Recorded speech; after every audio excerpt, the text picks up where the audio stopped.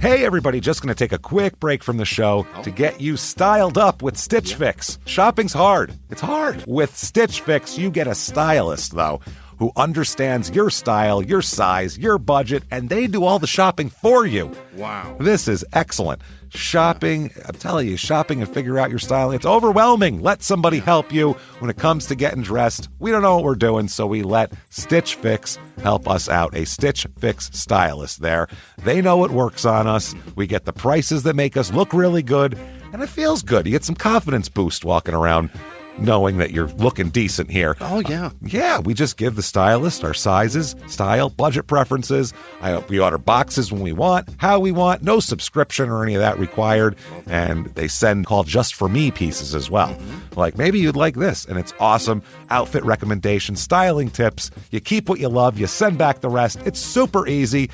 Yep. You can do it, and we are doing it because it's excellent. Personal styling for everyone. Get started today at stitchfix.com/STM. That's stitchfix.com/STM. Now back to the show.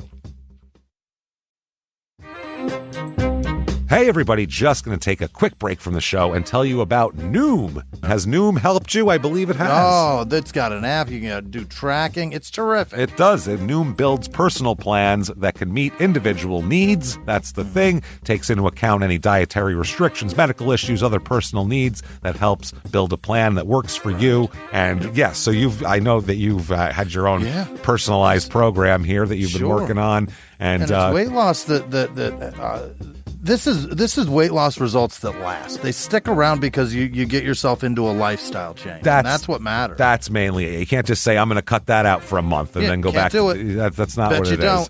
So I'm glad it's helping you. That's great. And it really does. I like the psychology and biology-based approach here. Yeah. Noom Weight uses psychology. That's why they say losing weight starts with your brain, but it also takes into account your unique biological factors, Jimmy. All of your multitude flora and fauna that goes on inside of you there. Sure. Yeah. Stay focused on what's important to you with Noom's psychology and biology-based approach. Sign up for your trial today at Noom.com, Noom.com here. Based on 3.5-year study of actively engaged Noom users with minimum starting BMI of 25. Individual results may vary. Visit our website for more information. Welch's can't make everything make sense. Like why your mom still listens to the radio or what she meant when she sent that emoji.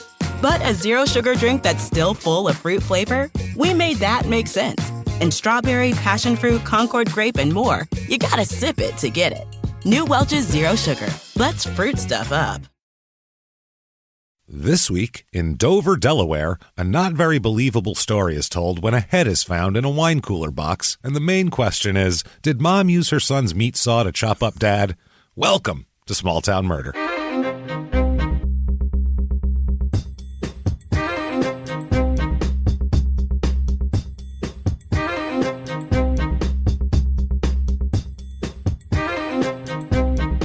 Hello, everybody, and welcome back to Small Town Murder. Yay! Oh, yay indeed, Jimmy. Yay indeed. My name is James Pietragallo. I'm here with my co-host. I am Jimmie Whisman. Thank you, folks, so much for joining us. You, loaded up for your yay, by the way. I saw you, you leaned back in your chair and then sprung forward.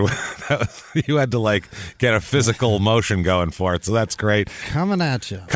Thank you so much for joining us today, everybody. We have an absolutely insane episode today. I mean, if the intro didn't give it away, the story is bonkers, absolutely bonkers. Thank you so much. First of all, real quick at the top of the show here, reviews help a lot, whatever platform you're listening to. 5 stars helps. ShutUpAndGiveMeMurder.com is the place you want to head right now for everything. Tickets to live shows. There are a few tickets left for Chicago and Minneapolis in March. So get those right now because they won't be. We're talking 50 tickets and a 1,000-seat theater. So get your tickets there. Quickly do that and keep coming back. Patreon this week is awesome. I cannot wait for it. Patreon.com/crime and sports. Anybody $5 or above, you get access to what, Jimmy? What do you get? Oh, everything, James. Everything. the crime and sports bonus episodes, the small town murder bonus episodes, and all the whole back catalog. You name it, you're going to get it. First of all, it's all there for crime and sports this week. You are going to get the worst contracts in sports history, which is fun. Really doesn't have much to do with sports. It really just has to do with making mistakes. Failure is where we thrive, as I've said before. I love it. So it's a team not assessing somebody's will to play more, and a player not living up to things. It's going to be a lot of fun.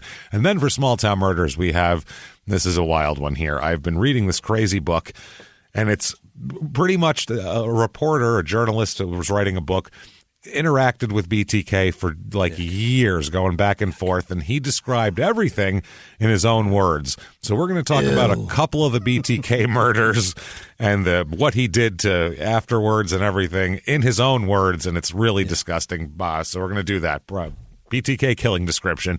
Crazy stuff. Squirm together. Absolutely. And it's just some of the stuff is he's just such a jerk. So just corny and just, I can't stand him. Patreon.com/crime and sports is where you get that. And you're going to get a shout out at the end of the show. Jimmie's going to mispronounce your name while he tries hard to get it correct. And sure. If you just want the shout out, head over to PayPal. Use our email address, crimeandsports@gmail.com. Quick disclaimer, it's a comedy show. Number one, we're comedians, so we're going to make jokes. The show is completely real. It's not a comedy show in the fact. Sometimes you think they must have made that up because it's ridiculous. I promise you, not one fact is made up. Everything is real. It's just crazy. We just find the crazy stuff, and we're going to bring it to you. What we're going to do, though, we're going to go out of our way not to make fun of the victims or the victims' families. Why is that, James? Because we're assholes, but we're not scumbags. There you go. That's how it works there. There's plenty of other stuff to make fun of, like murderers, like police forces that just let a murderer go by free. We interviewed him like 8 times, but Bob seemed like he was telling the truth. Like, no. Bob was covered in blood when you talked to him the first 2 times. That's the kind of stuff we talk about. It was a skunk, James. That's the kind of stuff we talk about here. So that sounds good to you. We're going to have a great time. If not, do you think true crime and comedy should never go together, ever, ever, ever, never? Maybe we're not for you, but we might be. I think give us a shot, but no complaining later. How's that sound? How's that sound? So if that sounds good to you, it's time to sit back, clear the lungs, Jimmie, and shout, shut up, give me murder. Let's do this, Jimmie. Let's go on a trip, shall we? Mm-hmm. Oh, baby. We're going all the way from Hawaii last week. It was lovely, wasn't it? Lovely. Oh, the waves and the breeze. Yeah. We're going all the way somewhere, not a very un-Hawaii-like place. Dover, Delaware. Oh, boy. Dover, Delaware. There's beaches, correct? Not here. Not in Dover. In Delaware. Just not in Dover. Yeah. And Dover is the capital of Delaware. It is. Yeah. It's one of the smallest state capitals in the entire nation. There's like Pierre, South Dakota. There's Juneau is pretty small in Alaska. Mm-hmm. And then there's Dover here. Very small place. It's a few people in a college. That's pretty much all that exists here. Great. It's in eastern central Delaware. It's a small place, Delaware. Who cares where it is? It's about an hour from our last Delaware episode, which was Laurel, Delaware, which was A Strange Way to Torture was the name of that. Weird stuff there. Check that out. It was episode 232. This is in Kent County, area code 302, and their motto is, and it's just basically a stat, it's capital of the first state. Oh. Wow. That's it? Or that's it. Or we don't have much going for us here. Nothing much has happened lately is a good motto they could have. Delaware's the first state? I don't even know if it is or not. I think there's about 4 states claiming they're the first state. There's a lot of claims from back then that are really muddy, and I don't know how you can parse them. So you kind of got to leave that to Massachusetts, right?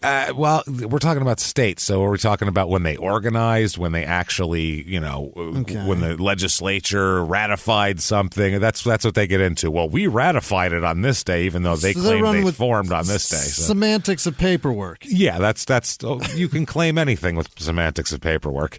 So history of this town. Brief history of this town, hopefully not paperwork semantics. It is the capital was moved here from Newcastle in 1777 because of its central location and relative safety from British raiders on the Delaware River. They moved it off the river so the British couldn't pop up off the river and take over the capital of the state. That's what they did. So there's a Newcastle, Delaware? Yeah, there's a lot of Newcastles everywhere, all over the place. I don't know. That's one of those. That's one of we've come up with a lot of those town names that seem to be shared by half the towns in the United States.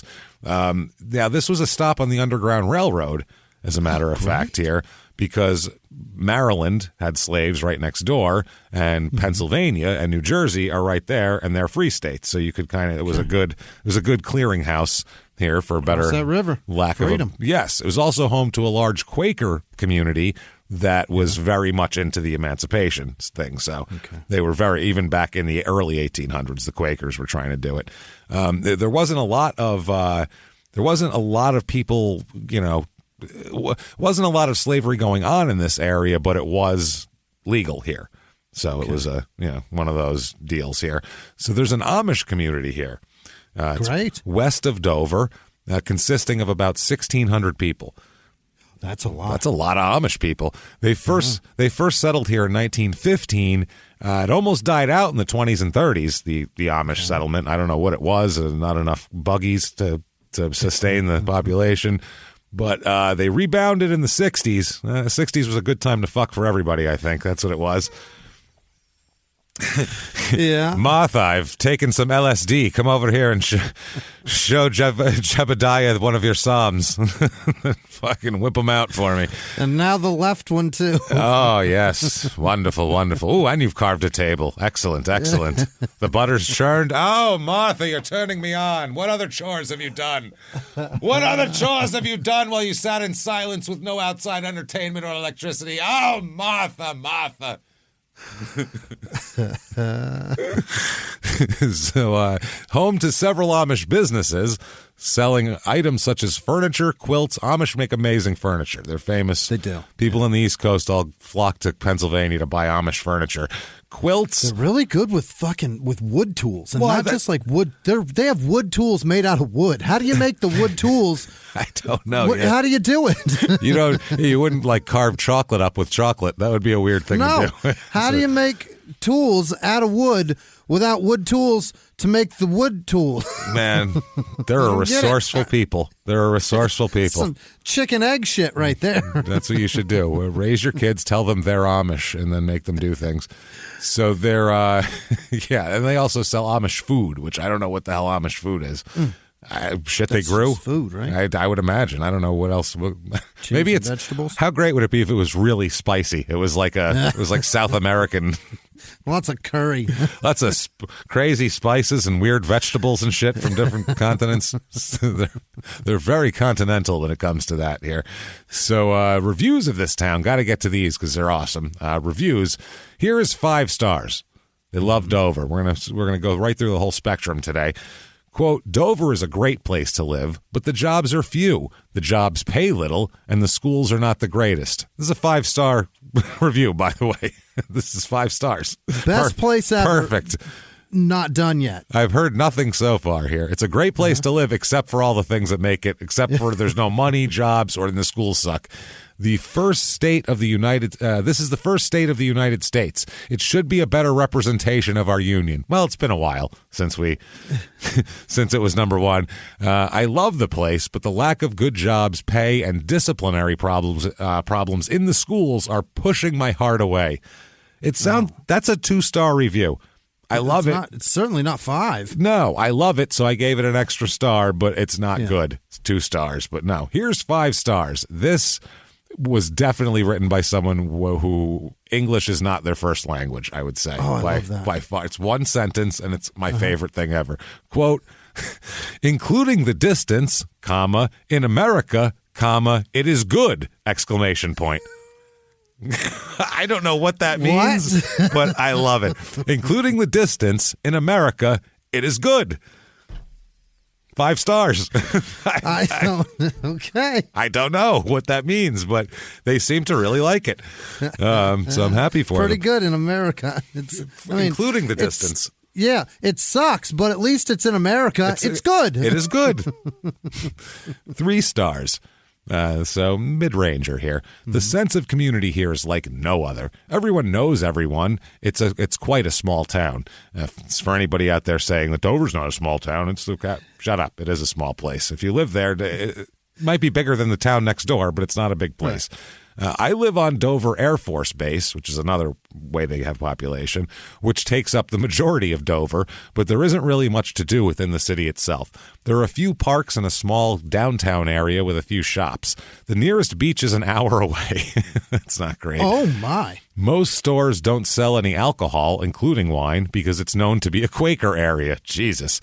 It's different, but nice if you value small communities. They have a great farmer's market with signature sauces and fresh produce, which is great. Yeah, they're Amish. Of course, they're growing good shit, I'm sure.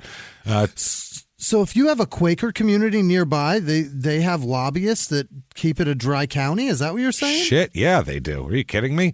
Yeah, really? Absolutely. You don't need to you don't need to have lights in your house to pay someone to do shit that you like. That's what everybody's doing that. Okay. A religious community lobbying to get all their shit passed? Wow, never heard of that before. That's strange. But forcing it upon people that aren't Quaker, that's the downright South. Un-American. That's called how many dry counties are there in this country? There's thousands. Yeah, but this is New England. This is different. Yeah, this is Delaware. This is the Mid-Atlantic, man. This is part South, part not, part Atlantic. It's a weird place, I'm telling you. Here's 2 stars. This one is very to the point. Bad area, bad people, unclean and depressing. Yikes. Going to school here, you will notice every night that a fire truck, police car, or some kind of loud, obnoxious noise going off due to the bad area. Okay? More so because of the stupid druggies around here. Definitely not the positive go-to for anything unless you want to mess your life up. Yeah. Okay. And here we go. 1 star finally. This guy's got a very particular beef here. Dover is congested on its roadways. They are consistently changing the timing of traffic signals and have no clue where the crime is coming from.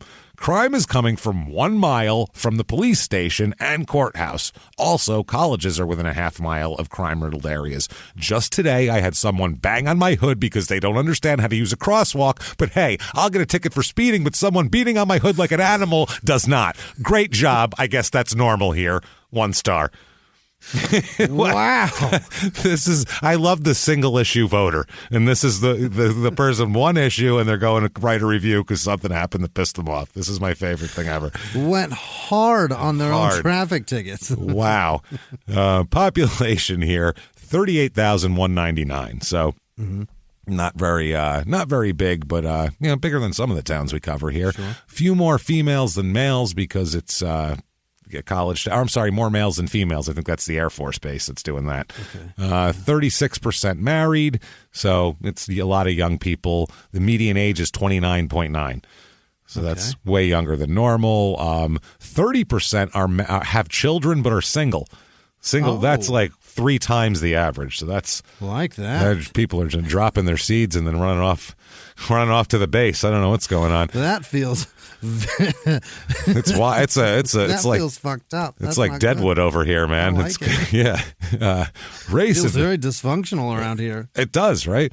Race of this town: 42% white, 41% black. So that's pretty even there. 8.8% Hispanic. So it's 2.9% Asian. So pretty diverse, I guess you could call it. It's about 1/3. 33.6% of the people here are religious, and it's a mix, I guess, because it's people from everywhere with the Air Force Base and the college. You're going to get a few Catholics, a few Methodists, a Pentecostal here or there. Not much Jewishness, though. That's not really going on very much. Not a lot of Jewish people here. Last election, split pretty evenly here. 51, this is the county, Kent County. 51% Democrat, 47% Republican. The unemployment rate here is a little bit higher than the national average. Household income's pretty close to normal. It's $49,738 here. Everybody over $100,000, there's less of that than normal here. So people are making a decent living, but not a lot of wealthy people in Dover. Cost of living, 93.6. So really? Pretty close to 100, which average. Housing's low, though. Median home cost here, $223,800. Anyway, if we've convinced you that you need to move here because of whatever reason, we have for you the Dover, Delaware Real Estate Report.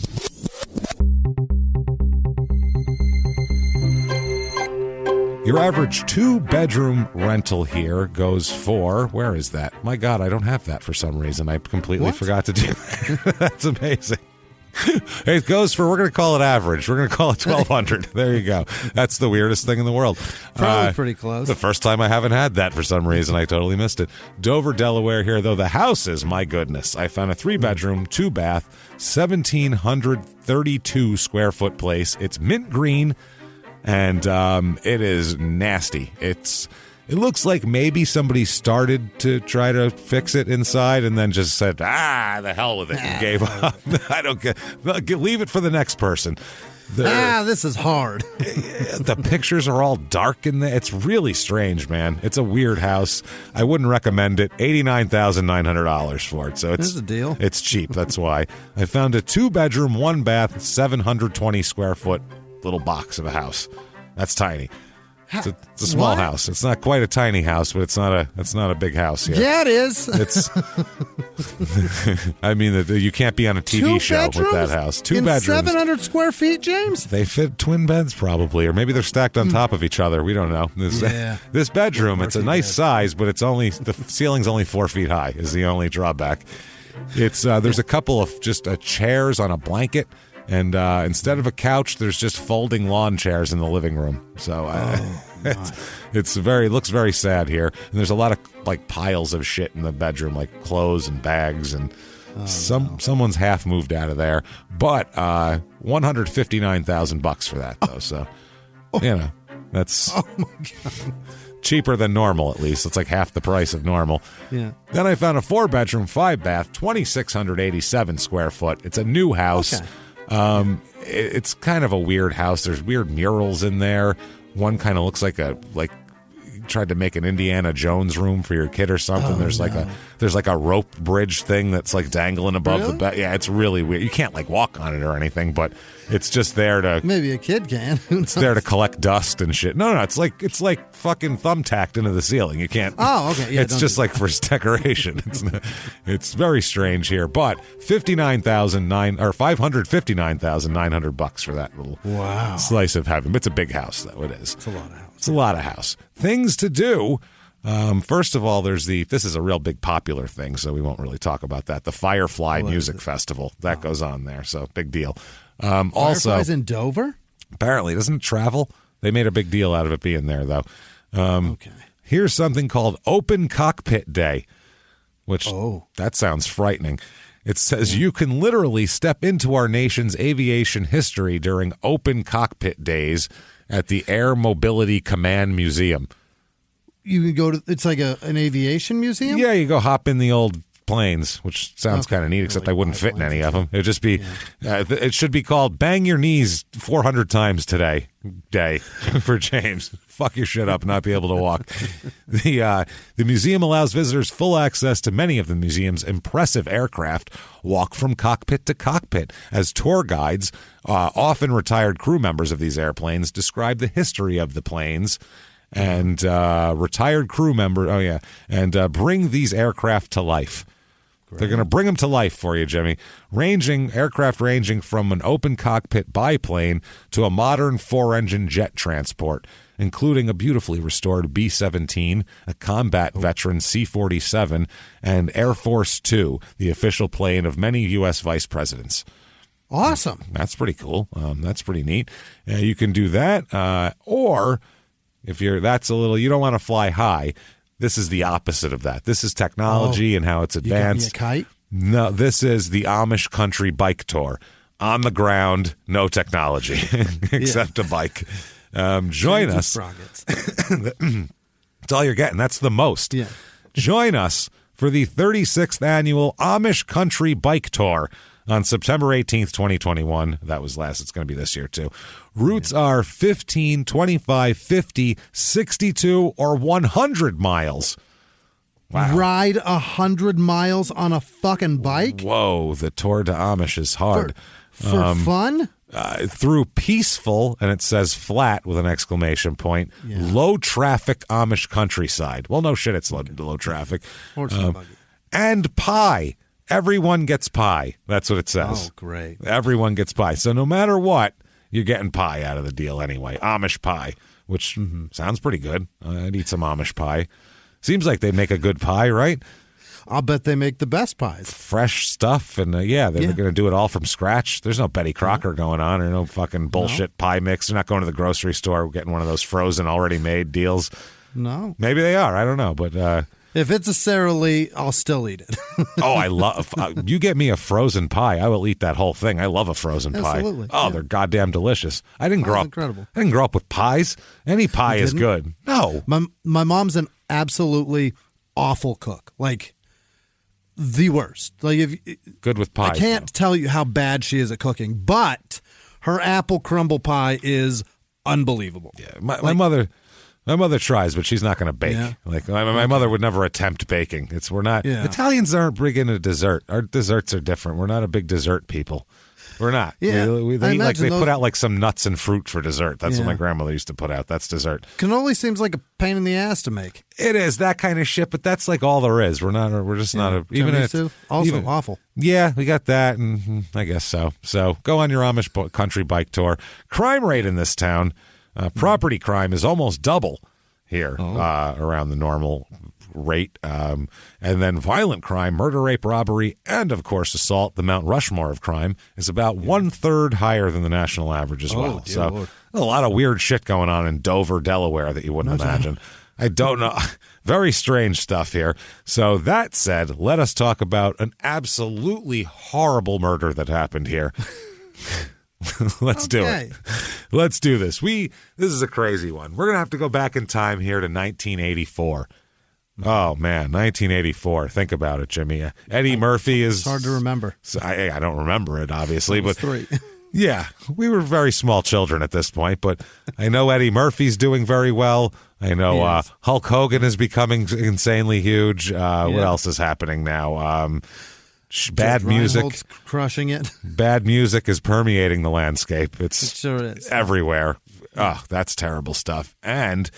also, what is happening in 1984 is Christine and William Shipley are living in Dover, Delaware. And Christine is 47 years old. She's a little younger than William. William's 64. And they've been married for 13 years. And we'll find out, how they met and all that stuff. They're both former Baltimore police officers. Like, The Wire, Baltimore police officers. I don't think they were detectives, but we'll talk about what they did. She left before retirement, but he actually retired with disability at one point from the force. I don't know what happened, but he took a disability retirement from the Baltimore police force. She got a job as a corrections officer in Delaware. Yeah. Now, they decide to move to Delaware and buy a trailer park. That's what they do. What? They're going to buy a small trailer park because that's the dream. You want to work your whole life so you can retire and then watch over people who live in a trailer park and make sure they're not destroying your trailers. That sounds great. That sounds terrific. But usually with trailer parks, James, you bring your own trailer and drop it in the lot, and you just pay lot fees and then whatever the payment is on your trailer. Sometimes the trailer's already there. Yeah, it depends on the park. Sometimes it's a mix of both. This, I believe, is a pre-existing trailers on the ground, lattice around them, trying to make them look like they're actually attached to something type of deal. And you've got to patrol and make sure the people that are probably struggling the hardest are paying their lot fee bill. That sounds like a whole lot of fun. And not smoking too much meth in your trailers. Here make sure their water is connected and running and they'll complain. Works. They'll complain if something's broken. I ain't got to check on that. So they come there. Now when they move to Delaware, she gets a job as a corrections officer. At the Women's Correctional Institute in Claymont, Delaware. And she also works part-time at a liquor store, I assume, to get liquor to make up for the time. Three goddamn jobs? Well, no, she left you mean the trailer park too? Yeah. They don't consider that a job. They don't live on site or anything like that. I think they just kind of let that. They kind of give management. Yeah. They let that grow as it would grow. Like kind of like if you're making like a dough or something, you got to leave it to rise for a while. I think they're just letting the yeast do its thing and. Yeah, sometimes you just water the tree and walk away. Mm-hmm. You're not going to watch it. A watched pot never boils, Jimmie. I think that's the point we're trying to make here. So she's doing all of this. Now, William, her husband, is 64 years old, like we said. He retired with a disability. He was a member of the Baltimore Police Department from 1954 to 1975. So he had 21 years in already anyway. You can retire at 20. So I don't know if he was going for 25 or what, but he had been assigned to the community service division and was active in work with inner city youths. Like he was part of a youth reach out program by the police is kind of what his job was. So like the DARE officer of my time. I guess kind of that's what he is. Yeah, he's like Dennis Wise with a badge and not a history of murder and drug dealing. So. He's doing all of that, and she worked in the same division as well. Christine, that's how they met. She worked there from 68 until 82, and he worked from 54 to 75 in there. So that's how they did it. They were married for the first time. Yes. I said that and just watched your eyebrows go up and go, oh boy. Whenever I say married for the first time, we're in for some shit. We're in for an interesting episode. You know it. Anybody that's married the same person twice is a fascinating human being. Whenever I hear that's my husband and I's second marriage, I'm like, tell me more. Were you renewing your vows? Oh, no. Okay, I want to hear the whole thing because that's... How do you get there? Married, went through the divorce, and then legally started again. Not even not a separation. Twice. The whole thing. You went out with other people, cycled through whoever else is out there, and went, I guess I was wrong. That was the best I can do. And then you went back to where you came from. That is bonkers. I want to hear every one of them. I do. I want every damn story of that. So that would be, that's all I want to know about. So they're first married on October 23rd, 1973. Both had been married before. She has 3 children as well, who are, older at this point. And they divorced in February of 77. So this is, it lasts about 3.5 years. Yeah. They divorce after what's called one of his more lengthy disappearances, as it's described later. William, once in a while, they'll get in a fight or whatever, and he'll just take off, sometimes for a night, sometimes for 6-8 months. You never know. I don't know when I'll be back. Literally, Dad went out for a pack of cigarettes. He might be back in the spring. It's fucking maybe. We don't know. But he does. He comes back. Eventually, he comes back, but you have no idea. You can't get a hold of him. You don't hear from him. He's just gone. That's amazing. And after he retired in 75, he doesn't have to be to work every morning, so she has nowhere to track him down. He's retired, so where does he go? That is awesome. It's a pretty interesting marriage, and I can understand why they would get divorced if one of the people leaves every once in a while. She, at one point, I guess, hired a private detective to find him before the divorce because she wanted to find out where the hell he was to divorce him. Yeah. You can't divorce someone you can't find. That's the problem. You got to serve the papers, right? Yeah, you need to find him. So she had to hire a PI to find his ass so she could divorce him. He was living in Jarrettsville, Maryland, with a completely different woman with a completely different 3 other kids that she had. Wow. So he just traded in one woman with 3 kids for another woman with 3 kids. What do you want to bet there's an awesome murder in Jarrettsville, Maryland? There has to be. Yeah, probably this woman's first husband. Yeah. I don't know what happened. So, yeah, I apologize to that woman. He likes women with 3 kids. Women with 3 kids are his thing. It's like he's like the BTK killer. It's the numbers of 3s. He loves 3s. Yeah. That's his kink. One of the kinks. So he had another woman with 3 children. So they get divorced. Okay. She divorces him like in absentia. He's gone. Divorce happens anyway in February of 77. So in June of 1978, he returns. He left in 76, man. He left in 76. He left. Gerald Ford was president, and then he came back, and he wasn't anymore. It was. We're halfway through Carter already. What happened? Whole new administration. That's how long he was gone for. Like a long fucking time. He leaves, and then what she says is, quote, "He wined me and dined me. I never stopped loving him." So they get married 6 days after he comes back again. They get remarried. Wow. How good of a salesman is this guy? He can sell you anything.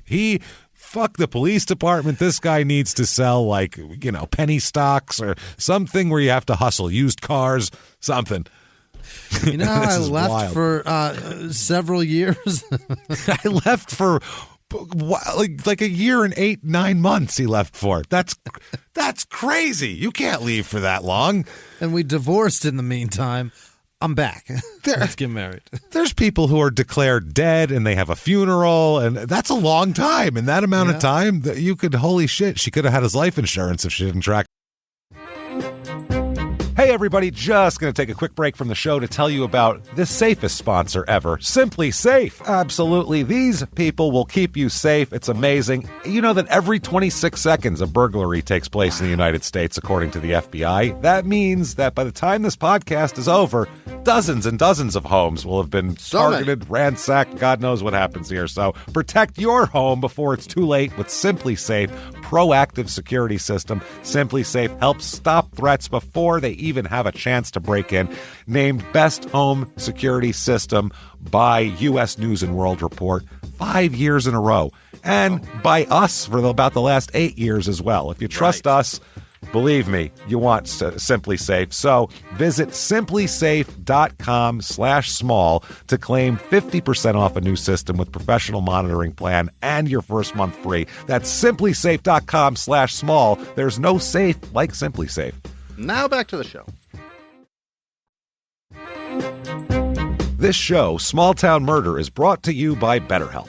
Get yourself some therapy, everybody. Honestly, here. We often hear about, red flags that you should avoid. Hey, that's a lot of a thing. It's become a real phrase now, real cliche. Yeah. But why don't you focus also, you look at like green flags in friends and partners. Look for good things as well. Right. And maybe you're not sure what that looks like, though. Therapy can help you figure that out. What are positive things? What are the green flags? And then you can practice them in your relationship. It's absolutely a fact. And so, honestly, we absolutely are huge advocates for this. It really, really helps. BetterHelp is fully online, making therapy affordable. It's convenient. They serve over 5 million people worldwide. You can access a diverse network of more than 30,000 credentialed therapists, wide ranges of specialties there. Here's the coolest part. You're not getting along with your therapist, you're just not feeling it, you can switch at any time, no extra charge. Wow. The thing is, they want you to get help. That's it. And you can do it with BetterHelp. Discover your relationship green flags with BetterHelp. Visit BetterHelp.com/smalltownmurder today to get 10% off your first month. That's BetterHelp, HELP.com/smalltownmurder. Now back to the show. Hey, everybody, just going to take a quick break from the show to tell you about a healthy, delicious item, Hero Bread. And we're both trying to get healthier this new year. Jimmie had a eye-opening doctor's appointment and things like that. So we're trying to get healthier, and I'm telling you right now, this Hero Bread is a good step in this direction. It's delicious, and it is really good for you, and it's really excellent. They have the sliced bread is good, the bagels, the tortillas. I know you've been they're terrific. Ranting about the tortillas. They're so good. With Hero Bread, you can focus on your health goals and still indulge in the soft, fluffy experience you love, but guilt-free. I really love the little Hawaiian rolls, too. Yeah. They're so good. They're so good. The Hawaiian rolls, they're legit. They're fluffy. They're exactly how you want them to be. You'd never know it's low-carb and high-fiber bread from the texture. You get the soft, fluffy experience you know and love with your savory breakfast sandwich, late-night grilled cheese, Taco Tuesday. Do it. No compromises, just flavor, ultra-low net carbs, 0 grams of sugar, high in fiber. It's fantastic. Hero Bread is offering 10% off your order. Go to hero.co and use the code SmallTownMurder at checkout. That's SmallTownMurder at HERO.co. And now back to the show. Come down. This is wild. So she's wined her and dined her, and they're back together. Everything's fine. So unbelievable. They're back together. 4 years later, they're moving to Delaware together. That's how the whole thing went down, and buying a trailer park. It's it's like what was that movie about buying a zoo or something? I don't think We Bought a Trailer Park would have been as popular of a movie. What do you think? Is that a Matt Damon movie? I don't fucking remember. I didn't see it, but I just remember somebody bought a zoo, we bought a zoo, or you bought a zoo. Yeah, I think it was a Matt Damon movie. Somebody bought a zoo. That one. Yeah, because I don't even remember it, and I don't even know if he was in it, and we're blaming him for it either way. So he really regrets it if he wasn't in it, because he's like, shit, I get blamed for it anyway. I didn't even get any money. This sucks. That's how much of a piece of shit that movie is. People will recall that as his worst movie and forget all about Martian. They'll forget all about Stuck on You and move on, huh? Yeah, I didn't forget that, Matt Damon, because he's listening.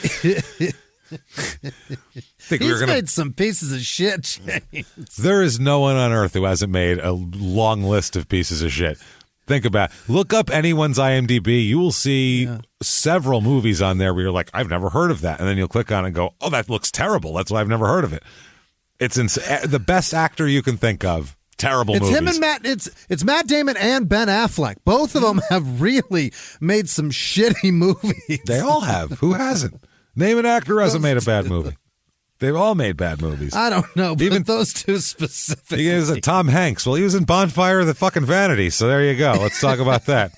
There's a lot of bad fucking movies out there. Not that I'm defending them, but what I'm saying is most movies suck. And it's also a rare thing for one to be good once in a while. Most movies do suck, but also when you make a good one, you have the opportunity to get really paid to make a piece of shit. Yeah. It's what they want you to make. Nobody cares or blames you. Yep. Yeah, we can make fun of Matt Damon a lot, but he has an Oscar on his shelf, that bastard. So he does, probably owns a bank. he could buy a fucking zoo, that asshole. You bastard.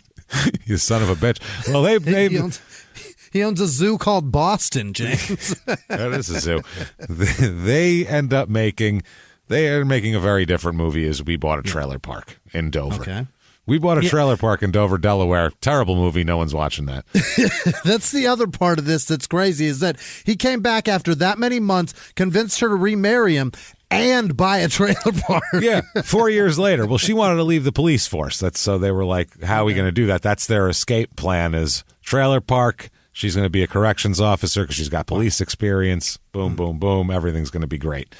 So they've been married, I guess, sort of. The whole relationship has encompassed about 13 years at this point when we get to 1984, with, lots of dark spots in between where he's gone. A few years of turmoil in there. A few years of blank spots here. Now, Leslie is her daughter, is Christine's daughter. Mm-hmm. And she called him Pop. She really loved him, she said, William. Always loved him from the beginning.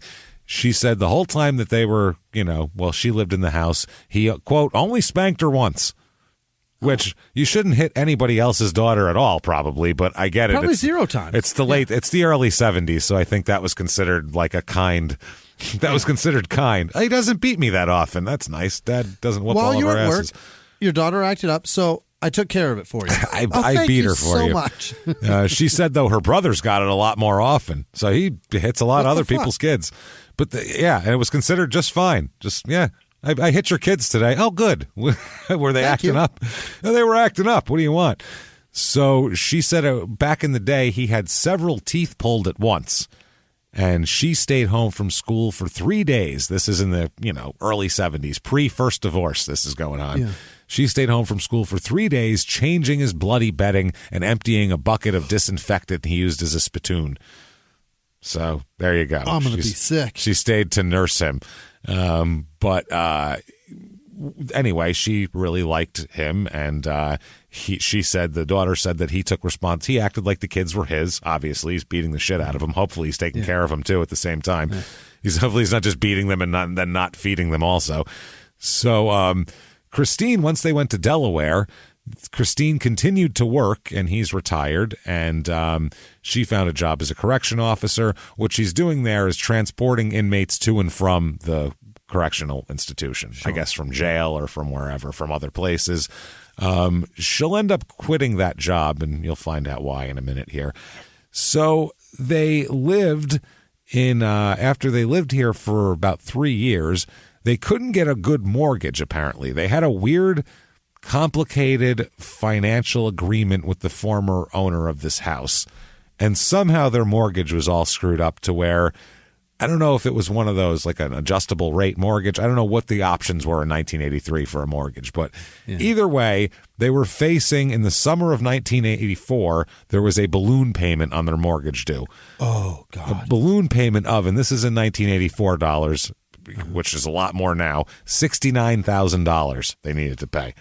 That's their payment? That's their payment that they have to make. It's a balloon payment. So that's like, where's your $200,000 right now or something? Yeah. That's a lot of cash to come up with and fork over for a month. Why are mortgage companies trying to get paid like a star running back? Why do they want that? Sometimes there's different contracts set up. Sometimes that's what people will enter into, an agreement where it'll be, nothing. Then you owe a balloon payment. Like, I don't know what the point of that is, but I don't know if the bank expects to get all that. Or why would you set that up? Well, let's see. They can barely afford $400 a month. I think they'll have $69,000 in July of 1984, probably. I'm sure they only have $400 a month because they're saving this big nut to give us later. It's what it is. They're really saving up right now. $69,000. Are you out of your fucking mind? Imagine you got a bill in the mail for $69,000. You'd be like, "Oh my God, what is this? What happened? Is this real? Holy shit!" I have to assume they just thought, "Oh, we won't be there that long. There's no way we'll end up chasing down that payment. We'll be dead by then, right? I mean, I'm sure, long dead. I figure, right? I mean, at least murder-suicide. An insane number. That's way too much, man. Holy shit. So he works at a senior center. It's the Maturity Center. It's called the Modern Maturity Center, like that magazine you get, Modern Maturity, that they send old people. Remember that? I remember my grandparents, when you got to be like a certain age, they started just getting this magazine in the mail called Modern Maturity, and it just was like old people on the front. I was like, what the fuck is this? What was it like? I don't know what that meant. Like, I don't know. Mail order dates and shit. No, I think it was like to sign up. I think it was like trying to get them to sign up for like an AARP type of thing. They would just send it to everybody. Like they had everyone's birthday logged, and when the day you turn like 55, you just start getting old people magazines in the mail. It was weird though when I was a kid. So much. I was like, oh God, what is this? This is the most boring magazine to look through when you're 8. It was like, what's the best brand of cane? You're like, oh, that's right. It just ads for creams and nothing. I don't need that. Oh, an eczema solution. Terrific. This is great. What I care about. Ointment. Thank God. Perfect. So he works there. He's the kitchen manager and the cook there. So he cooks for the old people. Oh, okay. That's what he's doing. And, he's in his mid-60s, too. He's no spring chicken, but he's still active enough to be able to cook for the other old people, so that's good. Yeah, and the good news is he knows what they want to eat. yeah, that's true. That's funny, but it's so funny because 64 now is not considered that old anymore. But 64 Ice-T in the is 80s, 61 years old. That's what I mean. That's not considered like that old anymore. Whereas in the 80s, 64 was like, oh well, where's your rocking chair, Grandpa? Yeah, that's what it was. Literally, holy shit, you're out of the house without slippers. Look at you. Very different. Dr. Dre might be 60. I think he's like 55 or some shit, maybe. You think so? 58. Eminem's 50, 51 or 52. He's 49, I saw. Eminem? Yeah, 49. Wow. Yeah, he's a little older. Seems older than that. He's just been around for 25 years now, that's why, which sounds crazy to even say. Yeah. So he was at July 28th, 1984 is where this whole tale kind of unravels here. The Maturity Center had a picnic excursion to Hockessin, Delaware, and William Shipley went along unpaid as an after-hours volunteer. Likes to help the old folk out. He's a good dude. And when it comes to the old people here, I don't know about at home, but whatever. So they returned to the center from their outdoor excursion about 3 p.m., and William helps unpack and gets everybody settled, and then he takes off from the center at about 4 o'clock in the afternoon. That's his deal. So 2 of his neighbors saw him park his white Oldsmobile, and that's important, white Oldsmobile, in the driveway of his home and walk into the house. Now, about an hour and a half later, It's late 5s, almost 6 o'clock. Christine Shipley, the neighbors, these fucking nosy neighbors, they just watching everyone's arrivals. If you saw both members of a family, both spouses come home, you're looking out the window too much. That's all there is to it. What time? When did your neighbor next door come home yesterday, Jimmie? Fuck, I have no idea. I don't know if my neighbor's alive. If he disappeared for 6 months and the cops came to my door and said, "Have you seen your neighbor?" I'd go, "Wow, he's been gone for 6 months." Okay, I would have no fucking idea where he went or if he's gone or not. These people. The only reason I know anybody over there comes home is because he has a severely autistic son who evidently adores me. And if he sees me, he just shouts my name. Oh, that's cool. What's up, bud? Awesome. Oh, that's cool. Be nice to that fucking kid, Jimmie. Ryan, let's hang out some other time. I got to go do something. No, be nice to that damn kid, though. Oh, anyway. He's great. He's a good kid. He's just, Jesus, he loves me. Otherwise, unless you smell decomposing flesh coming from over there, you'd have no goddamn idea. These people know who came home at what time and what car they were driving. That's wild. That's too much information. Way too much. If I'm the police, I'm like, never mind what's going on with this investigation. I'd like to know more about you because are you stalking people? Who else are you watching? Who else you got your eye on there? You know, what are you doing? So she gets home about an hour and a half later in her black Oldsmobile. So they both have Oldsmobiles. Isn't hers oldsies? That's different. You don't see that very often. Do we know, are they Cutlasses or like a 442? What are they? No. We're not talking This is the mid-'80s. This is like... No race cars? No. This is like what I had. It's like when I was a teenager and my car was old. It's like a Cutlass Sierra from the mid-'80s. Like Probably. A 4-door, nice and comfy. The velour seats. No, not a big motor. Just comfortable. Floats along. It's for old folk. I had one. I got it for like $150, and it was it just floated right along. Good in the snow. You can plow right through anything. It's great. Front wheel drive. Anyway, not a muscle car. Nothing cool though. I'll tell you that much. Whatsoever. None of that shit going on. So that's when she gets home. So matching Oldsmobiles. That evening, Christine calls Martha Bowman. She's the manager of the liquor store where Christine works part-time. And I guess Christine told her that she's not going to be able to come into work on the following Monday here because her husband had abandoned her. So he took off, just gone, peeling out of there in his Cougar. Gone. Not his Oldsmobile now. Cougar. Peeling on off in the Cougar. I'll bet that's like kind of a muscly one. No, early 80s Cougar. It's got to have a 302 in it. No, I think it's like a larger Escort at that point. It's what it looks like pretty much, those Mercury Cougars. I think it's got a plastic dash. Probably. Absolutely. That's what those 80s Cougars look like. They look like a fucking large Escort. They were pieces of shit. Yeah, or a Mustang. Yeah. Yeah, not a Mustang. Yeah, no, not even the Fox body. No, that at least was cooler than an Escort. It was trying. It was trying. So he takes off. Now, she tells the lady, can't come into work. I'm too distraught. Husband abandoned me again. Yeah, obviously. So partying in his Coug. Oh God, why does that sound sexual? I don't know. I got some Coug last night. Sounds like something you would say. Guys would be like, "Oh damn." Yeah. I would smack my friend for saying. I would just paintbrush him. Don't you dare! You walk onto the construction site and you're like, "Got some Coug last night," and guys are like, "Yeah, buddy. You bastard. Jimmie got some Coug." I was knee-deep in Coug, boy. Let me tell you something. It was good stuff. Don't make me picture what that looked like. I went down to the bar last night, man. Had me a couple too many, but I'll tell you what. I woke up this morning. I was like, got me some Coug, baby. It's all good. Night was worth it. Headaches worth it. It's all worth it. Because I was knee-deep, and the Coug was everywhere last night. It was all over the place. Rub my eyes. Could still smell it on my hand. Oh, check that out. Coug. It's good Coug right there. So the next day, the next day is a Sunday. It's Sunday, July 29th, 1984. Yeah. And Christine's got more phone calls to make. She calls Florence Hoffman, who's a secretary at the Maturity Center, which is where he works. And Hoffman says that Christine called her up, told her that William will not be coming into work the next morning because he quits his job.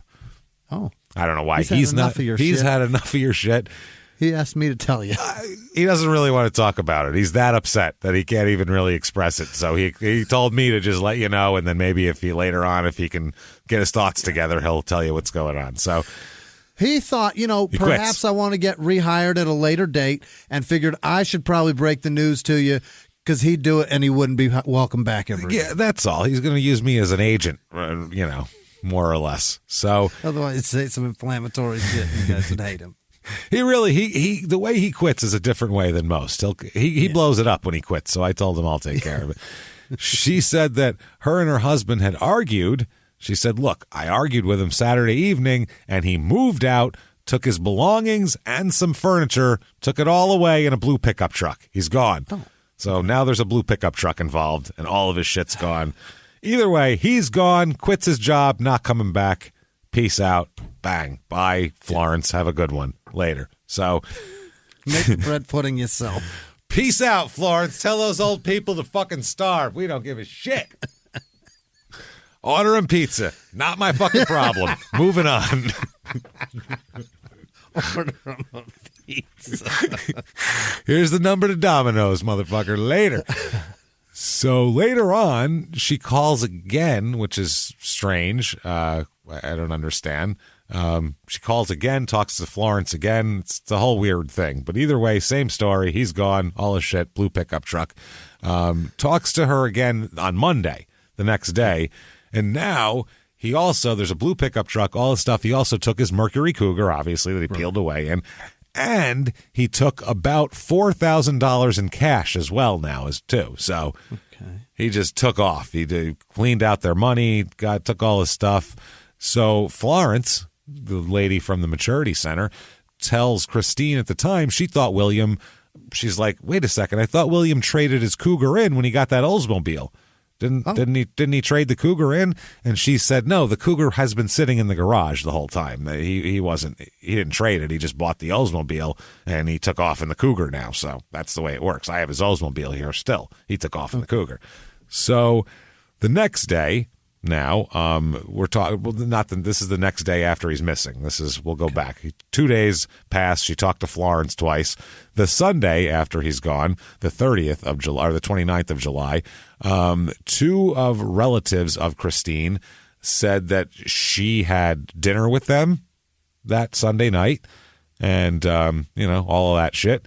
One of her relatives here said that she also joined the whole family in a birthday celebration for her mother at noon on Sunday, July 29th. So this is the same day she calls to say that, William quits his job and he's taken off.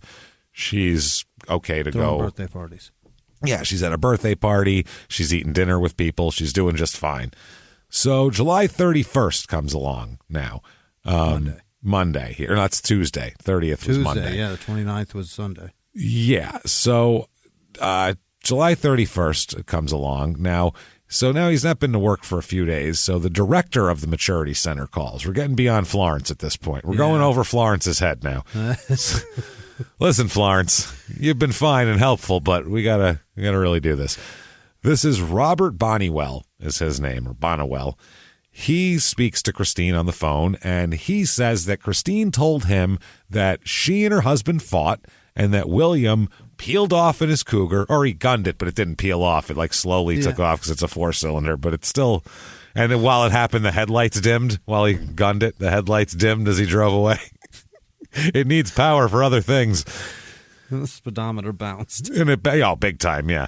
And she said that he returned the next day, Sunday, in a blue pickup truck to remove some of his possessions from the home. And that's all I know about him. So Christine, over the next few days, at some point, contacted Martha Bowman, the liquor store woman, her boss at the liquor store, one more time. And she said that Bowman says that Christine asked for some boxes on this call. She said, hey, can you give me some boxes? She said, I'm moving out of this house. Since he took off, I'm not going to fucking pay for this house, $69,000 balloon payment. I can't do this. Yeah. What an asshole. I'm Why out. Would you do that to me? Yeah. She said, I'm going to go live in the trailer park that we own since we already own Brilliant. There you go. At least that's a free place to live. So she's going to go there. So she said, can I have some boxes? Which a liquor store is a good place because everything comes in boxes there. Right. And they're strong boxes, too. They have to have fucking heavy liquor. That cardboard. Yeah, that's that good cardboard. You can put like your you can put like your dishes with some newspaper back in the day and that shit. Yeah. I recommend bubble wrap now. You can get it very cheap on Amazon. But anyway, so they said that they were, she's going to do that. Bowman says, I don't have any empty boxes. She must have just broken them down or something because that's...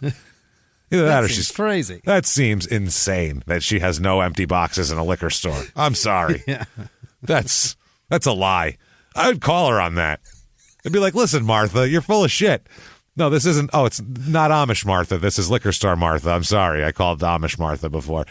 Listen, Martha, you and Florence, I've about had it with both of you. I'm going to be realistic here with everybody. I need boxes. This one's not helping me over here. I got a lot of problems. She claims she just got rid of them. All right. No boxes. So she says, I have no boxes, but I can make a box for you. I can get you at least a box. So stop by, get a box. So... She comes by, Christine comes by and picks up a box that is a Sun Country Coolers box, which I assume is wine coolers. Wine coolers. Sun Country Coolers. That sounds awful. That'll give you such a bad headache, Sun Country Coolers. Nothing hydrating about it. Yeah, and the shakes. It sounds refreshing. You won't get drunk, but you will have a headache and your hands will shake like you're an alcoholic. And you'll absolutely fail a breathalyzer, so be careful, but you just won't feel good about it. So and tomorrow morning you will have diabetes. You definitely will have diabetes. So she gets the Sun Country Coolers box and she takes it home. So Christine has that box, we know.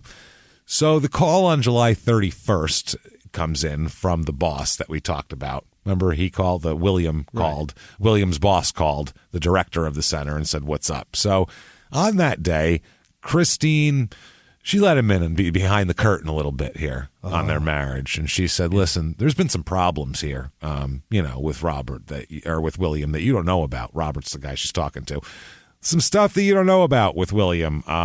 They've had issues. Said that, he's very mean to me. He doesn't seem to like me. He's all this stuff.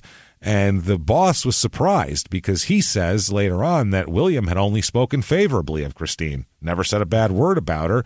He says, as a matter of fact, quote, he's very proud of her and her job. So says she's proud of her. She likes what she does. She's a hardworking person and apparently nothing but nice things to say about Christine in public. And he's very happy that she took him back after he disappeared for 2 years. Yeah, you owe him one on that. You owe her one on that one. Yeah. 2 years. Wow, he's got to be quite the salesman. Imagine what he can sell. Yeah.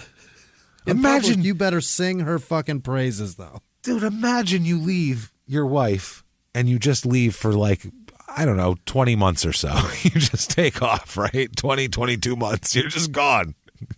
No word, no nothing. You're living with another lady, and she only knows that through use of a private investigator so that she could track you down and divorce your ass.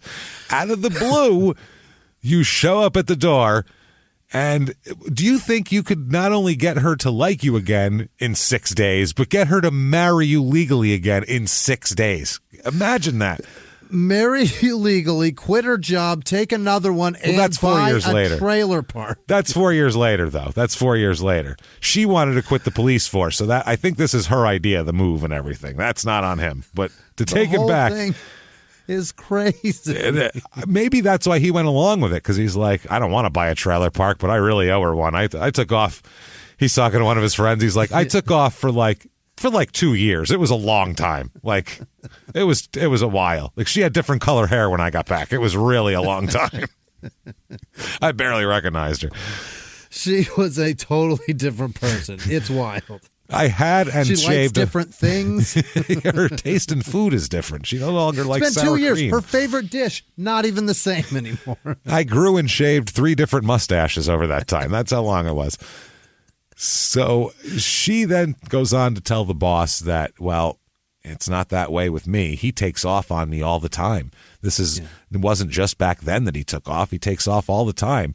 She said that she tells this guy, I've complained to everybody. I've complained to my neighbors and my friends about him assaulting me all the time.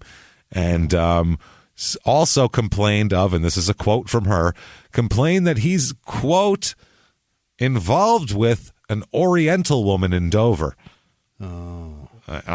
And he also took $6,000 from their bank accounts when he left the last time. Not this time, the last time he left. Yeah. So, yeah, and there's obviously all these problems. There's issues with the Far East. It's become geopolitical at this point now. It's very different. So the boss here, his boss, Bonnewell, he says he last saw William Shipley after the picnic, and he said that William told a group at the picnic that he once placed, this is that day that he told them this little anecdote, William said, one time I placed a wig on a mannequin and I put it in my bed as a practical joke. Oh. To scare his wife. Like, who's in my bed? But obviously it's nobody. So he also, this is the boss said, quote, he had told me what a good shot his wife was. I said, Bill, that was a good way to get shot then. And he just laughed and said, yeah. And said that, yeah, I guess she missed her chance, huh? And they all laughed about it. And then he went home and disappeared. So that's what happened. He, Bonnewell said, last thing William said to him before he took off was that he'd see him at work on Monday. Have a good one, buddy. So that's out. They said that his boss, Bonnewell, said it's very out of character for him to miss work. And he just doesn't miss work, and if he does, he absolutely calls, and he just doesn't no call, no show it.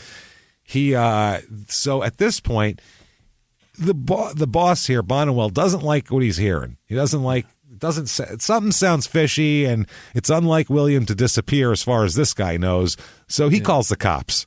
Yeah, and this isn't stirring the Kool-Aid, babe. Yeah, he files a missing persons report because he's like, I don't care how he fought with you. He would call me and tell me he's not coming to work if he needed to move out of his house and all that shit. Yeah. And he knows who to quit to. You don't quit to Florence. You quit to me. You don't quit to Florence through your wife. That's not how this works. Now, here's the procedure. When they're hiring you, they're walking you through. It's in your packet. Yeah. If you ever have to leave, if you need to resign from your position, what you do is you have your wife, girlfriend, spouse, boyfriend. We don't ask questions. Whatever you're into isn't really up to us. But have them call Florence and let them know what's going on. Okay. And Florence will relay that message right on up to your boss. She'll bring it on up the line and it'll all get sorted out. But that's how we do it. Significant other to Florence. I'm sorry. It's the only way we can do it. If you don't have a significant other, if you have like an aunt maybe, or like a mother, or like an older sister, you can use it. Somebody else has to do it. It's just, no, you can't quit on your own. You need a witness there. It's like a notary. So they said that he called the police, file the missing person. He said that Christine also, this came from the boss. He said that Christina talked to Florence as well, and then what she told Florence and what she told him weren't exactly the same, and Bonnewell didn't sit well with him either. Okay. So he said, because Florence said that William Shipley called her the day after the picnic to say he had left the home after they argued and he'd be quitting his job. Not he called, she called to say that. I'm sorry. When the boss Bonnewell learned of that conversation, he told his employees to be on the lookout for Shipley and his white Oldsmobile. And then he waited till the 31st to call the home, and then he got Christine saying that her husband left in the Cougar. And he's like, but he has an Oldsmobile. He said that he knew William told him that he traded the Cougar in for the Oldsmobile, period. He knows he told him that. So he's like, it was about a month beforehand. So it's not like it's fresh in his memory. He said that after he drove home, he went past a used car lot, Bonnewell. He's doing detective work. The police should definitely give him an assist here.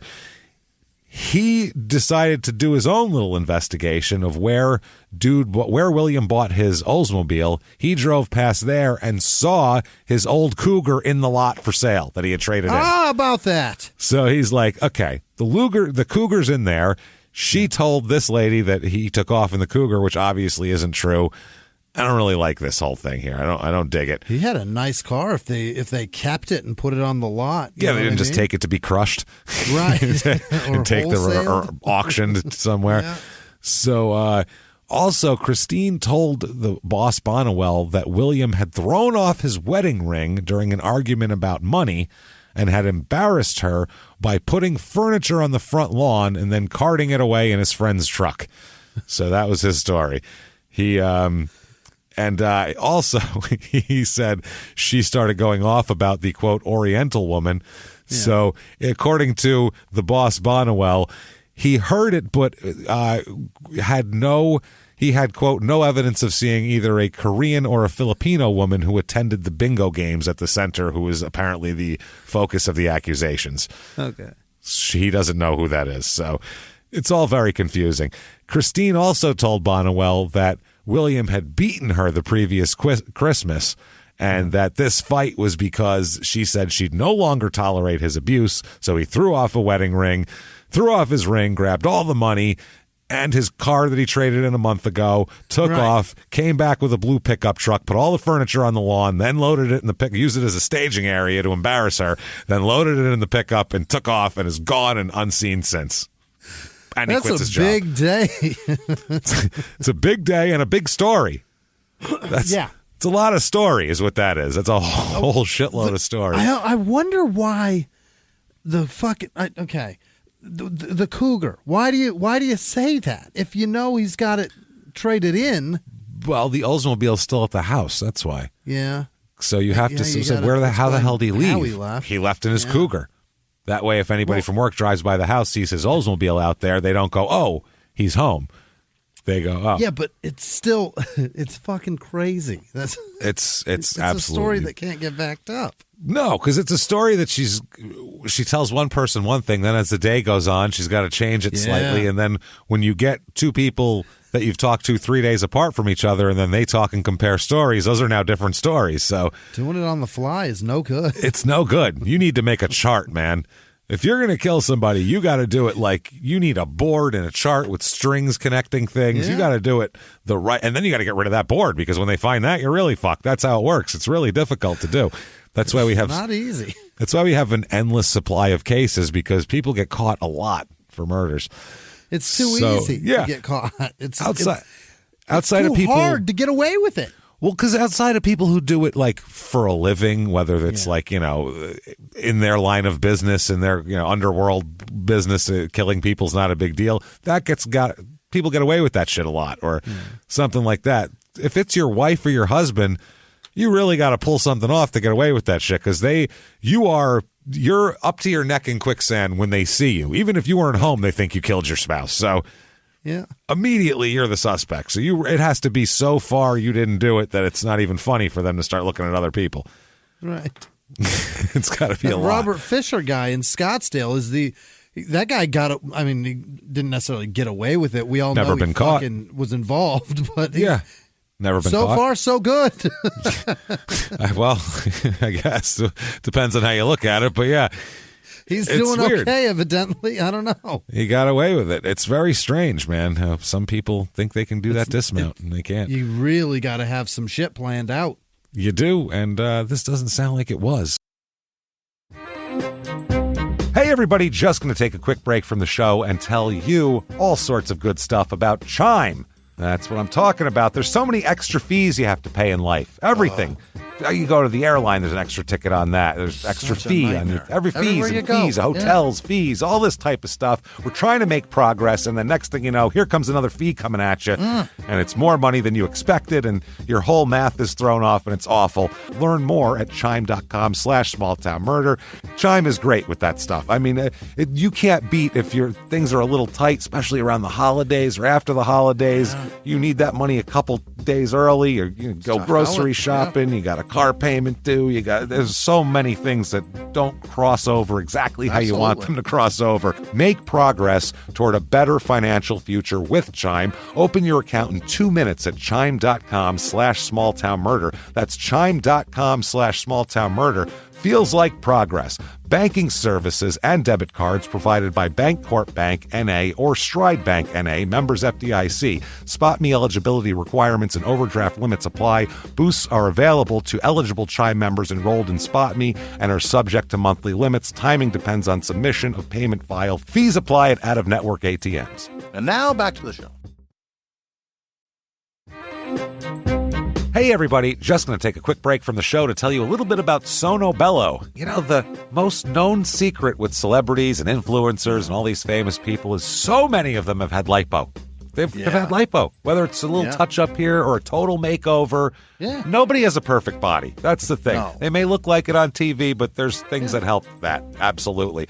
Lipo now has changed, and Sono Bello's been at the forefront with using LAL technology and getting those beautiful and natural outcomes for each person. Looking real natural. Our friends at Sono Bello are offering their best deal. You're now included in their winter savings event, but appointments are limited, so please get on this. Sono Bello doctors are masters in micro laser fat removal, a brilliant technique that removes stubborn fat permanently. Wherever your problem areas are, tummy, love handles, thighs, arms, it's gone in one comfortable visit. Eating healthy and workouts are great. Keep doing that, but if you want to lose that stubborn fat in one visit, check out Sono Bello. Save big during their winter savings event. Schedule your free consultation now at sonobello.com/smalltownmurder. That's sonobello.com/smalltownmurder. Now back to the show. Hey, everybody, just going to take a quick break from the show to tell you a little bit more about our stylish friends at Quince. That's right. Let's go elevate your styles, people. Yeah. Get it going, look good out there, and you can do it now without breaking your wallet, without breaking the bank, because at Quince, you can get high-end, versatile pieces at prices we can all actually afford, which is very nice. You want to get good stuff that lasts and it's good, and they have quality stuff that's very affordable, and you can do like we did, upgrading our stuff here, well, still being a very reasonable price. Quince only works with factories that use safe, ethical, responsible manufacturing practices, along with premium fabrics and finishes. It's all quality stuff. You're going to love it. Trust us, it looks good. And I've got the leather jacket. It's a very high-quality item. Real nice, soft leather. Yeah. Jimmie's got his linen pants he's rocking. Yeah, they're terrific. Come on, be like us. Be fashionable. Get in there with Quince. Indulge in affordable luxury. Go to quince.com/smalltownmurder for free shipping on your order and 365-day returns. That's QUINCE.com/smalltownmurder to get free shipping and 365-day returns. Quince.com/smalltownmurder. Now back to the show. So August 2nd comes around now, so a little while later. This is 5 days after he disappeared. His wife here, Christine, says that she came home and found the front door wide open. 5 days later. Front door's wide open. All the lights are turned on. Oh. She called her friend up and was like, I came home. The fucking front door's wide open. All the lights are on. The mail's gone. My pile of mail is gone. Yeah. She tells her friend that, her friend Catherine Nye, she's like, listen, Kathy, I'm pretty sure it was William. He came in. He took all the mail as a joke. He's trying to fuck with me, I think. That's what he's doing. That's it. She said she got home from work, and this is from the friend. She said, quote, she told me that only she and Bill had keys to the house. So she said, that's all there is to it. So it has to be that. So it's the key, not the house, the Riverside. Yes, the house, not the Riverside trailer court that they own. Right. So Christine then moved into the park after selling the house, and her friend said that the police had asked her questions as well, and said she's about the police, quote, I felt intimidated. I almost felt like I had done something wrong. This is her friend. Okay. She said she came over. And, because she was called and said that the door was wide open. She said she found Christine, or Christy. Is it Christy or I've seen it written as Christy and Christine. It's Christine, but it's also Christy, they call her. So I don't know what the fuck we're talking about here. It's Christine in goddamn court documents, and then it's Christy in other parts of court documents. We're going with Lady Shipley at this point because it's bothering the shit out of me. This is a goddamn... This should be easy, and it's the Christy. I guess Christy, but then sometimes Christine. It's really annoying. Literally different Shipley. Court documents. Oh, this is so annoying. The widow Shipley. This is, we don't know that. He's disappeared. No. He ran away in his cougar. So Ms. Shipley here, she, where the hell am I now? Okay, so... She said that Nye said that when she came over, the friend, she found Shipley sitting alone in a windowless room with little furniture at that point. So she said that she sat with her, and later on too, she'll sit with her when the police talk to her. The police want to search her house, so she comes and hangs out with her. Anyway, Christine, she said when she talked to Shipley, Ms. Shipley, she told her friend, "I don't know if I'm considered a murderer or a suspect," and she was crying. So there was that. So by the way, they say there's a history. He left her as many as 8 times in 13 years. That's how many times he would take off. So I don't know. He likes to wander. So he's a wanderer. Nomad. He's a bounder. For a married man, that's the most nomadic fuck I've ever heard of. 8 times? Yeah. My God, that's wild, man. That is some... 8 times is a lot. And one of those is a full divorce. Think about that. Jesus. So August 8th, 1984. No one's heard from him yet. It's been like 10 days. No one's heard a goddamn word. Yeah. Nothing can be found of him. So the Dover police receive a complaint.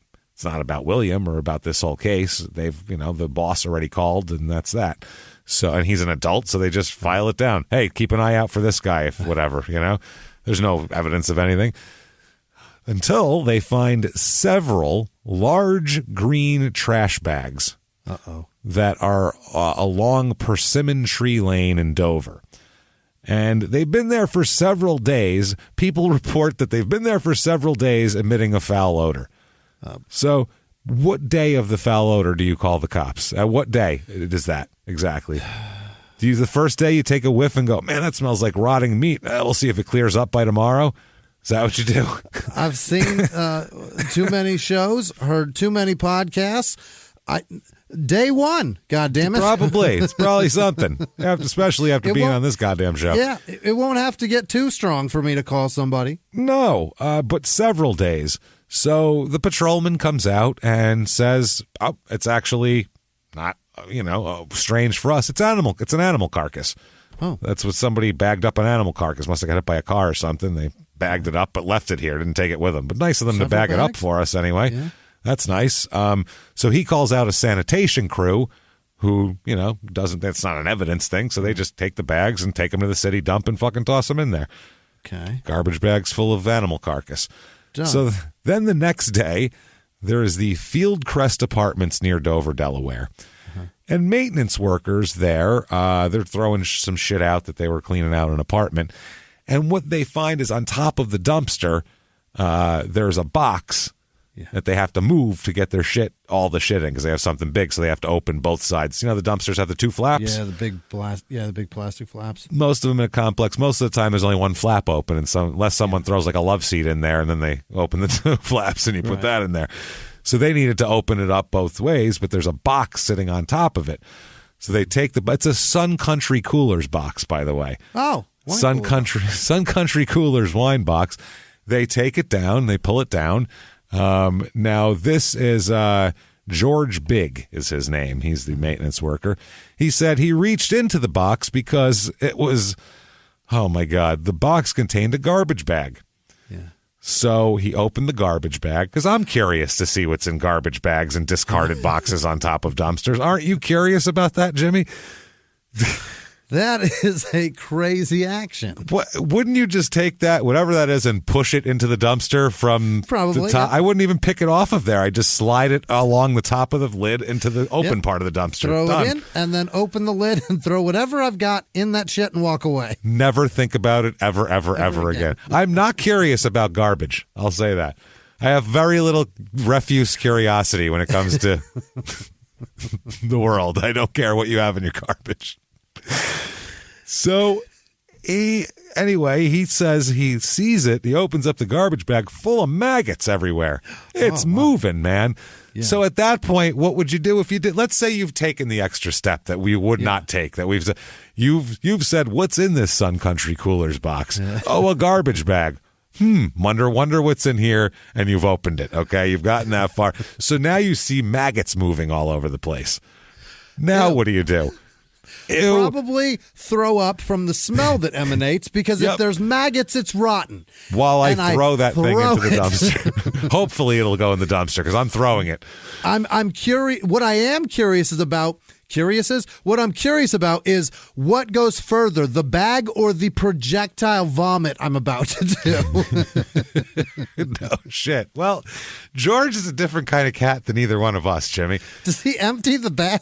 This is what he does. There's other maintenance workers there, so they're there together. Yeah. He thinks this is gonna be funny, and he's gonna play a joke on them. No. So he thinks it's an animal carcass in there. It's like a dead cat or something from one of the apartments. So he reaches into this maggot-filled bag of rotten meat, okay, and scoops up whatever this is into his hand. Who's doing this? Number one. God. Who's doing this? He said he took it out, and he said he told the other guys, quote, I told the other guys, this will blow your mind. And he picked it up. He thought it was an animal at first, picked it up and turned it around, and it's a human head.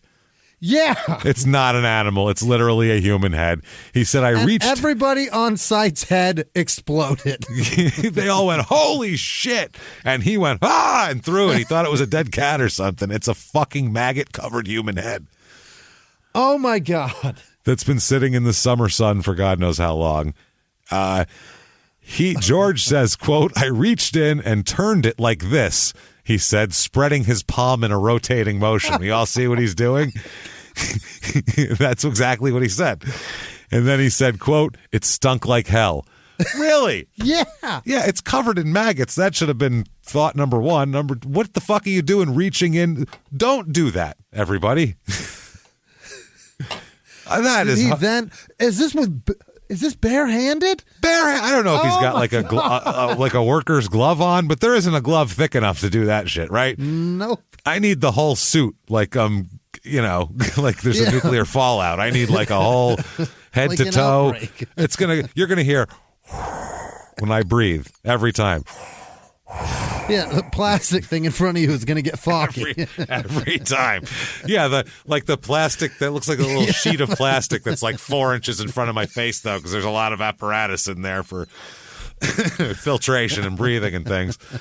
That's what I'd have going on. This guy is just like, hey, want to see something? This is going to blow your mind. This is going to blow your mind. It's a fucking head, and they all ran away. So, if he didn't throw up, that's the toughest stomached man on earth. He has to be anyway. He reached into a bag of maggots because he thought that would be funny. He's got to have a strong stomach to begin with. Like, he touched it voluntarily. He was like, "What is this? Oh, it's just maggots and a dead thing. I better grab that. That's cool." What has this man seen? What could he have found in there that he wouldn't have scooped out with his bare hands? That's my point. He saw maggots and was willing to touch it. Yeah. If it was dog shit, would that have been different? I think he would have been like, hey, look at that, and put it under people's faces, too. I don't think there's one substance in there that he wouldn't have taken with him out, a handful of it with him out of there. I thought you were going to say he saw maggots and he picked up the bag and hit somebody with it. That is exactly what I saw happening. This is going to blow your mind. And then the Three Stooges fucking come after that. Pillow fight drilling people with a maggot-filled trash bag. This is insanity, man. This is wild. I don't know what to say about this. So after he finds this, he contacts the police, at least. That's nice. They didn't just toss it into the dumpster and be like, well, I guess it's not wine coolers and walk away.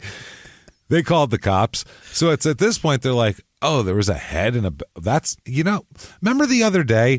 Yeah. Remember those bags we found and just had the sanitation workers throw in the dump? We should probably do a checkup on that one, right? We should probably go back to the dump and dig those up. And let's just make sure that's a carcass of an animal, because we're not used to finding just severed heads, just willy-nilly around town either. So let's make sure. So they had to go back to the dump. Dig through this is the summer, man. It's August. They got to dig through the dump for rotting carcass of some kind. They find the bags. Okay. Wow. Yeah, because they know what area they were put in based on how, the load drops and how that sounded terrible too. Hey man, I had a coug and did some load dropping last night. I did a big load drop with this coug, man. It was with some cougs. Got some coug and some load drop. Regardless of the fact that they know the area, that they still at least picked up one bag and was like, not it. And kept going. Know it. They dug through it, found somebody's like bank statements, and were like, no, that's not the one. Wasn't bag one. I guess the fact that there were these green bags stood out too. They were a different color than usual, so that stood out. In these bags, when they opened them again, this police officer that looked in them the first time, not very good at identifying things, we'll say. I don't know if he needed glasses or after this he went right to the optometrist and got like a new set of contacts or something. Maybe it's time for a thicker pair. Yeah, I guess so. What do you think, dear? I think it's time for a thicker pair. So, now what do you think, dear? They open the bags and say, holy shit, that's a full torso. Not of a carcass, not of an animal, but a fucking human. That is a human torso in this one bag. And some other shit in another bag. So, this is bad stuff. Let's see if that goes with the head, maybe. Otherwise, we have more problems than we thought to begin with. My God. Anyway, well, one person's dead. At least this is the rest of them, hopefully. That's what they're hoping for. Fingers crossed. Fingers crossed. So on August 10th, the medical examiner's office reports that the remains of the head appear to be of a middle-aged white male, somewhere in their 50s, but there's a margin of error when we're talking about a decomposing head. It's kind of hard to tell, with full upper and lower dentures. So there's dentures in the mouth. That helps, to find out who he is. He'd been killed by a gunshot to the back of the neck. That's what they determined. Oh, fuck. The examiner also says that the trash bags holding the body contained what appeared to be deodorizer pads as well. Oh. So there's deodorizers in the bag of body, in the torso bag. Right. No amount of deodorizers is going to overwhelm a rotting torso in the August sun. It's just not going to happen. We're talking like laundry sheets or like... They call them deodorizer pads. And then we get into a little bit more, but I think they're for a car, if I'm not mistaken, because they're made by Shell, as we'll talk about here. They're certainly for a car then. I think they're for a car. So immediately, the second this torso is found, the newspapers go batshit with this in Dover. I mean, it's a big deal. It becomes known as the Dover torso murder. Oh. So now it's the torso murder, the torso murder. All the headlines are the torso murder case. So it's become the torso murder. That's a bad name.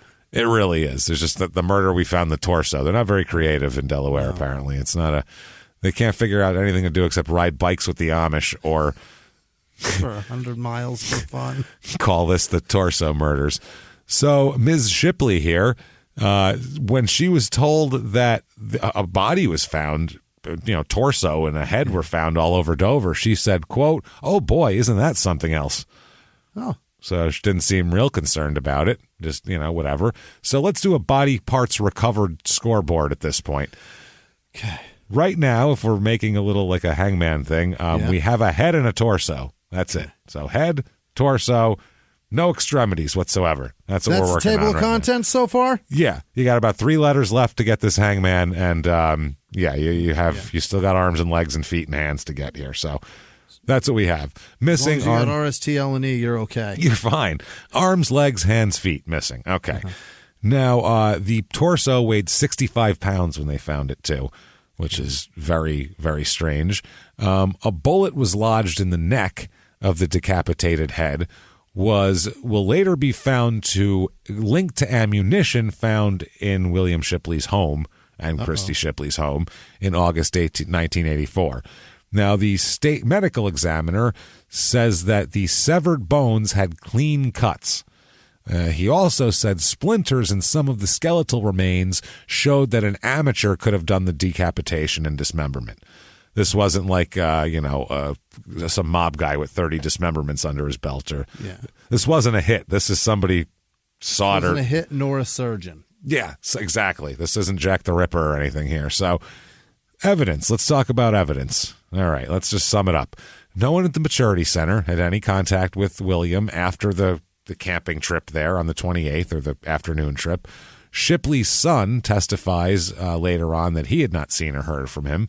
The office responsible for dispersing his pension checks, this is important now, his pension checks from the police. This is what he lives on here.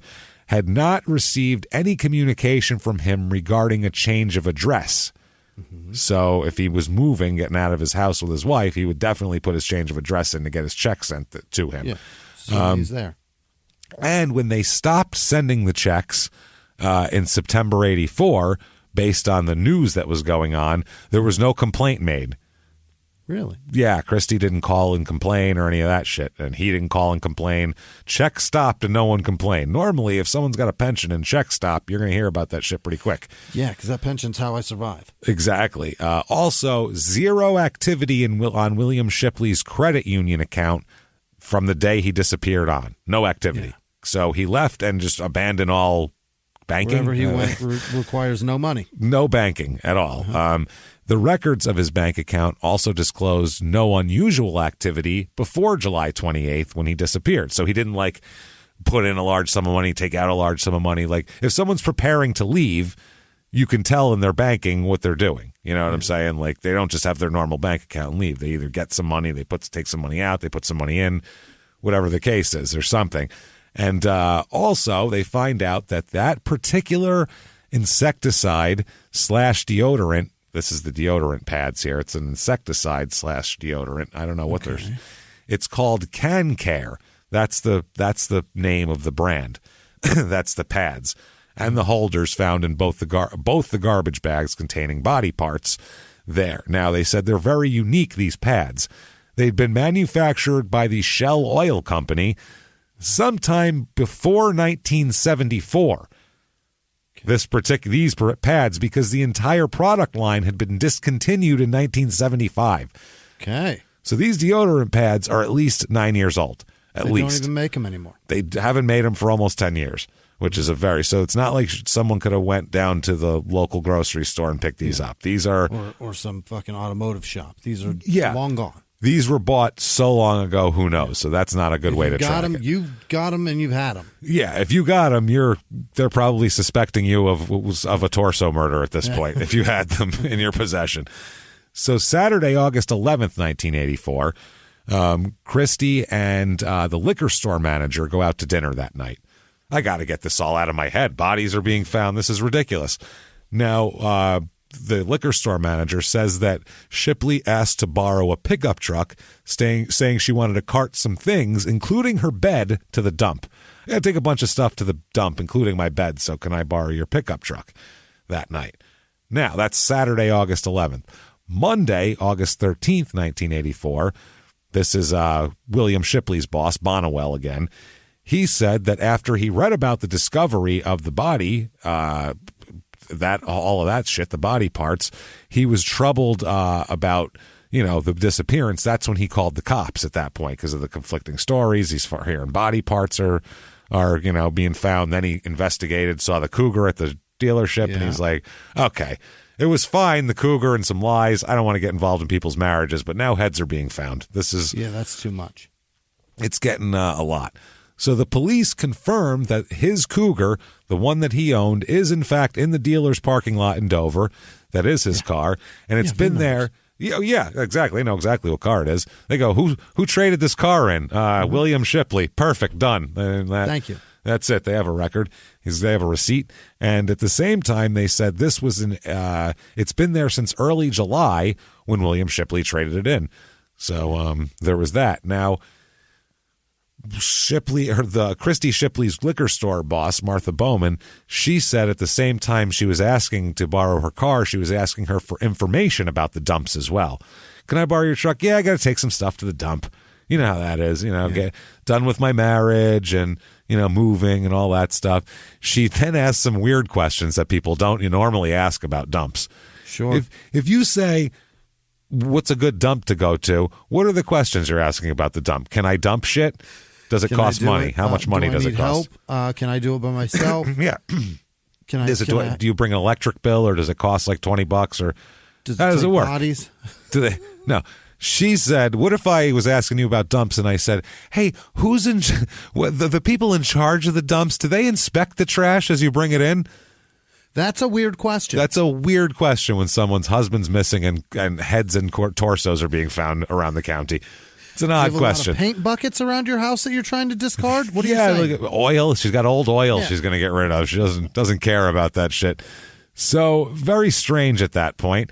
Co-workers of her as well, Christy Shipley, they'll say that Christy had told them that she suspected her husband of having an affair with now it's a Korean woman who played bingo at the senior center where he worked. Okay. So this is Pamela List and Janice Henry, who both worked with Christy when she was a corrections officer. They said she both said that she believed her husband was having an affair with another woman. List, who was Christy's partner there at the corrections deal, said, quote, she didn't like the affair because she was Korean, the woman. She wouldn't have minded if she would have just had sex with someone who wasn't Korean, but the fact that this guy was banging a Korean woman was particularly galling for her. Yeah. What do you give a shit who's someone cheating on you with? I don't give a shit what they are. That doesn't make it worse. Korean, make it better nor worse. I won't have that. No, Korean, that's too far. I'm sorry.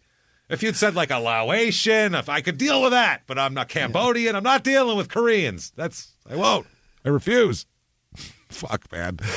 So Koreans, Anyway, the Korean woman who had not been identified was told. They said about her that this is what Christy thought, that she, quote, lived on the Dover Air Force Base or her husband was employed at the base. She has something to do with the base. This mysterious Korean bingo player. Right. This mysterious Korean bingo base fucking watcher. Succubus. She's just coming for you. She's going to take you in. Yeah, she's a. Yeah. Oh my God, this is wild. So she also Shipley cited difficulty working with that particular person who testified later on, the one she worked with. She said she didn't like her, so she said you shouldn't take what she has to say to mean anything. She also, later on in August, Christy resigns her position at the prison. Oh, really? And she cites difficulty working with this Henry woman Janice Henry as the reason why she quits on her, outro document there. So now List, on the other hand, that other woman that she's her partner, said that Christy was like a mother to her, and they often discussed Christy's marital problems. So like a mom. August 19th, 1984, Christy starts a new job. She gets a new job. This is amazing. She gets a new job. This is at the Ames department store. I don't know if they had Ames out west, but they had Ames in New York. I saw him while I was around here. AMES. They don't have them around here anymore. I know for a fact. Where did I see one? No. Somewhere There's else. one. There is one because I saw it while I was coming in on a plane. You saw it from the air? From the air. You picked out an Ames from 30,000 feet. What the hell are you talking about? No, not that high. Jesus Christ, James. You're picking out individual. Wait a second. You're picking out individual stores on the way into. While landing, looking out the window, you can see fucking signs. Yeah. Where, in New York City? Newark. Okay. All right. Maybe. I haven't seen an Ames in a long time. I'm not denying. I swear to God, there's still one there. There used to be one in Fishkill that was not there. Okay. So that's not there. It hasn't been there for 20 years now. So I'm like, I fly in and out of Newark like I'm Tony Soprano. James. Hey, she's flying out of Newark. Yeah, you're flying out of Newark when we're fucking done with this. So you're going back to Newark, goddammit, in about an hour and a half. So, anyway, she starts a new job. She tells her supervisor, you're starting a new job. First of all, hi, my husband's missing. They found a torso. It's kind of weird.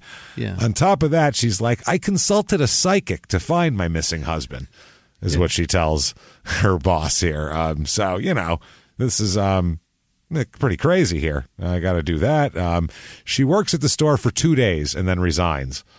That was fast. So, works there 2 days, says she hired a psychic, and then leaves, okay? The district manager for the 10 Ames stores in the region, Brian Booth, big shot over here. Yeah. 10 stores underneath me. 10 Ames. My goodness, sir. Wow. Hey, winky, winky, buddy. What's going on with you? Shit. He said, quote, she said her husband was in Tennessee Now he's in Tennessee. And she said she had contacted a psychic in Florida who told her that he was now in Atlantic City. So, wow. That's what she said. Yeah, she said that's what it is. Now, the psychic also suggested that Booth, the manager here, he suggested that she call her husband to tell him that she would be home late, and she agreed. This is wild. She started her first night there. She said she was working late to do training stuff, and he said, you should call your husband and tell him. And she said, oh, yeah, no problem. Dialed the phone and started talking to someone. Hi, honey, I'll be home late, and hung up the phone. Then 2 days later, before she quit, she told him that her husband disappeared and that she just went to a psychic who told her that her husband's in Atlantic City, even though she thinks he's in Tennessee. But 2 days ago, she was home. She knew exactly where to call him. See, this is getting a little muddy now. There's a lot of muck in here. So phone records of the call that she made from the store, they looked up the phone records. Who the fuck did she call? She called Kay Nye, her friend that we talked about before. She called Kay. She called Kay, and yeah, that was it. That's what she called. Then she wasn't scheduled to work again until August 22nd, but that day she called the manager Booth to ask him to meet her at a Greenwood restaurant where she told him she would have to resign. You've worked at a retail store for 2 days. You don't need to sit down over a meal and resign. This isn't the fucking... you're not general manager of an NFL team here. It's fine. Hey, dude, I'm quitting. All right, cool. That's all. They'll get more applications from the teenagers who are coming in. It's fine. It's retail. Like retail, you move. I literally have a pile of them sitting on my desk. I'll get it. Don't worry about it. I've worked retail. You move. You go from one store to the other. You just go until you get sick of shit. So then in that day, she said she hadn't heard from her husband since January 31st or July 31st. So this guy's like, I am so confused. I thought you talked to him. I don't know what's going on. I thought you just talked 2 days ago and I told you were late. Now, the reason she quit is because on August 21st, 1984, the police are ready to serve a search warrant on her house. Oh, really? They get a warrant, and on August 21st, 7:45 a.m., they knock on the front door. Yeah. Tell her, you know why we're here. You know us, and you know why we're here. And it's Detectives Shaner and Smith. They arrive in plain clothes. The residence, by the way, is like 3 blocks from the Delaware State Police Troop number 3. So this is right down the street from the cops. They, at the door, they tell her that, the whole deal. She invited them into her house, and then she contacted her attorney. William Vaughn. She called him. Vaughn represented her in several civil matters, but does not practice criminal law. So he's the guy you want to talk to about this. He'd maybe call her and go, can you connect me to a lawyer who knows about this shit? Not you. So Vaughn told her that if police possessed a warrant, they could legitimately search her home. There's nothing she could do about it, which that is actually true. So good legal advice there. So the police, they produce a search warrant signed by a superior court judge. Nothing you can do. Vaughn told her over the phone that she's, you're fucked, basically. They're going to look through your shit. And Shipley's going to get driven to the state police troop to await, right down the street to await their finishing, so she's not standing outside. The officers promised the attorney on the phone that she will not be questioned until he arrives. That's the deal they make. Okay. Vaughn arrives at the police station at about 10 a.m., speaks to Shipley alone, and tells the authorities. The authorities have told him that they believe they've recovered her husband's missing body. And while there, Vaughn, the lawyer, didn't review the warrant documents or ascertain the results of the ongoing search. He just checked in on her. He leaves the station about an hour later and to go back to his office. He'll come back later on this afternoon to the police station. She remained there. She's visited by several friends as the police continue to do the search warrant. Kay Nye comes and sees her and all that kind of shit. Now, during the search, the police sees a blood-stained mattress, not with a little bit of blood in it, soaked through a small section which had been cut out, because I cut sections out of my mattress. How many sections do you have cut out of your mattress, Jimmy? Tons, right? Depends on how, sometimes when it's lumpy, I like to take 2, 3, 4 sections out. Yeah, I just like to take a butcher knife. Elbow holders, you know what I mean? That's what it is. It's nice. Or like for your ass, so your back can still lay flat. It's a very nice thing. Put your ass cheeks in there. It's really pretty good. I take a butcher knife and I just carve out chunks of my mattress. It's really if you're a side easy. Sleeper, it's extra nice because you can just notch out the shape of your body. Perfect. And then you really people are like, I sink into my mattress. You don't know shit about sinking into your mattress. Yeah, I like to keep my arm under my head on my side, so I carve out an arm slot there as well. Keeps everything I like to nice get and mine flush. under the spring. Good call. Good call, man. So they take her mattress with a small section been cut out, covered in blood, a baseball cap, a revolver, an empty box for the revolver, a box of ammunition, blue fibers from the trunk of her car, a wristwatch, trash bags, Can Care insecticide and deodorizer pads they find at the house. I'd like to do a poll of the neighborhood at that point. Let's knock on everyone's door. How many people have these? Oh, 0? Only you? Well, that's probably what you can say right there. 10-year-old expired product? Yeah, strange. And a photograph of William Shipley. Okay. One thing they don't find, which they are looking for as a matter of fact, William Shipley's son apparently her son owns a considerable amount of he's a butcher, his son. Yeah.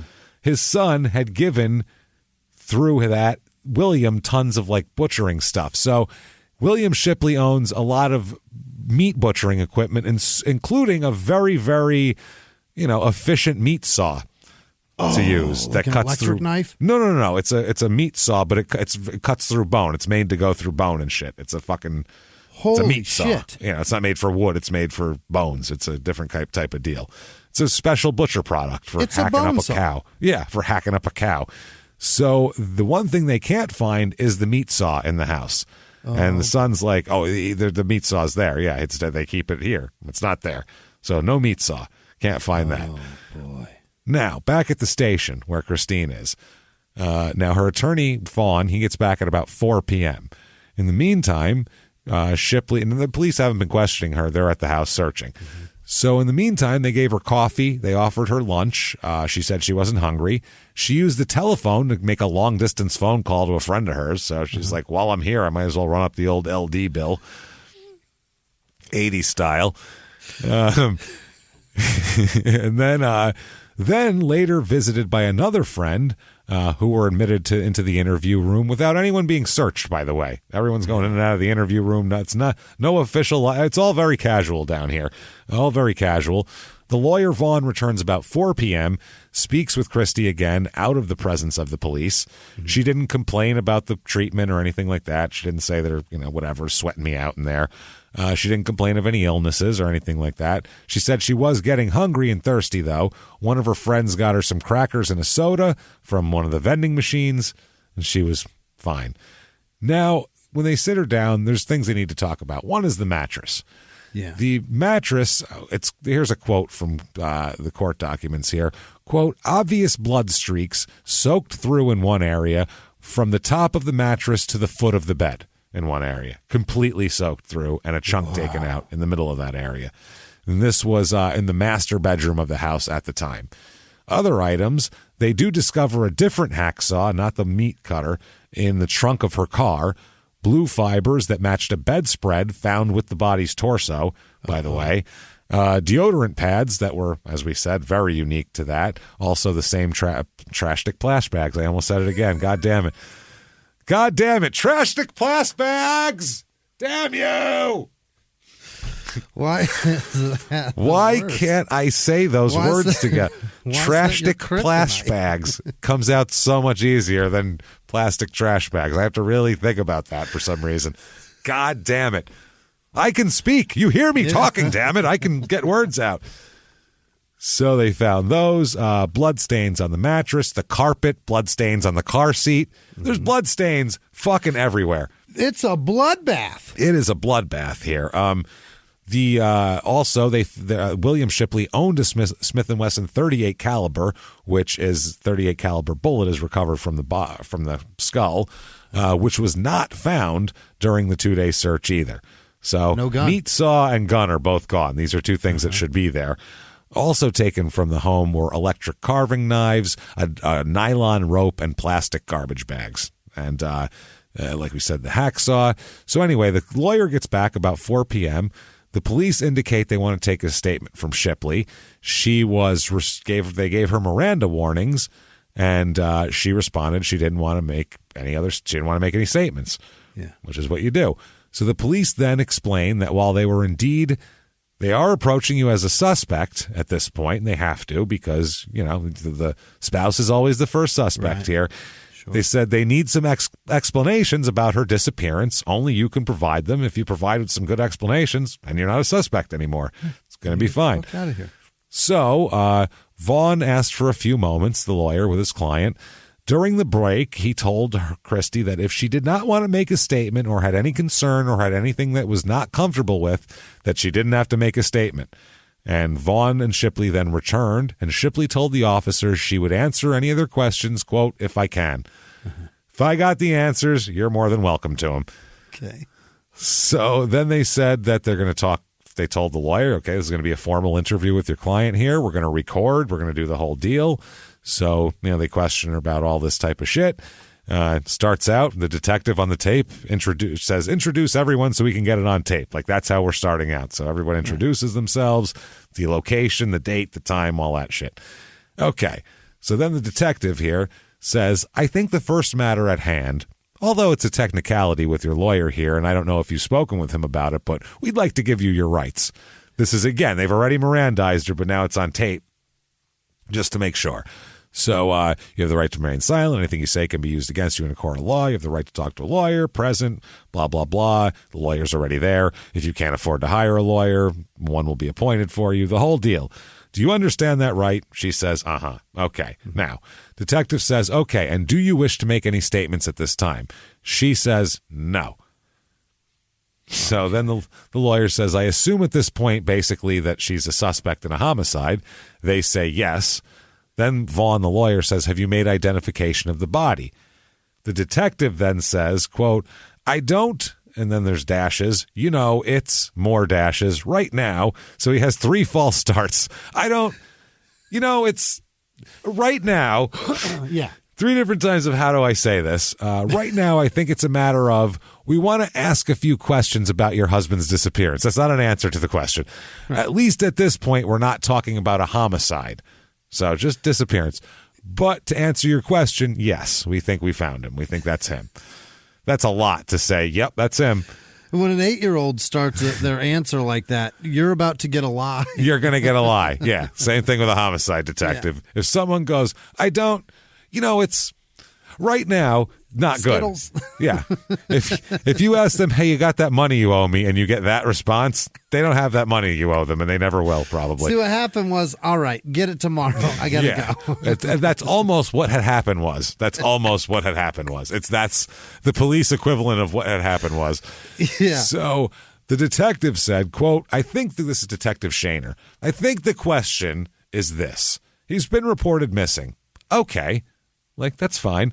Yeah. From Mr. Bonnewell, from where he works. And we've never had no missing person report about her husband from her household. All right? So the work situation, they seem more concerned about him than his wife. So that's what the deal is.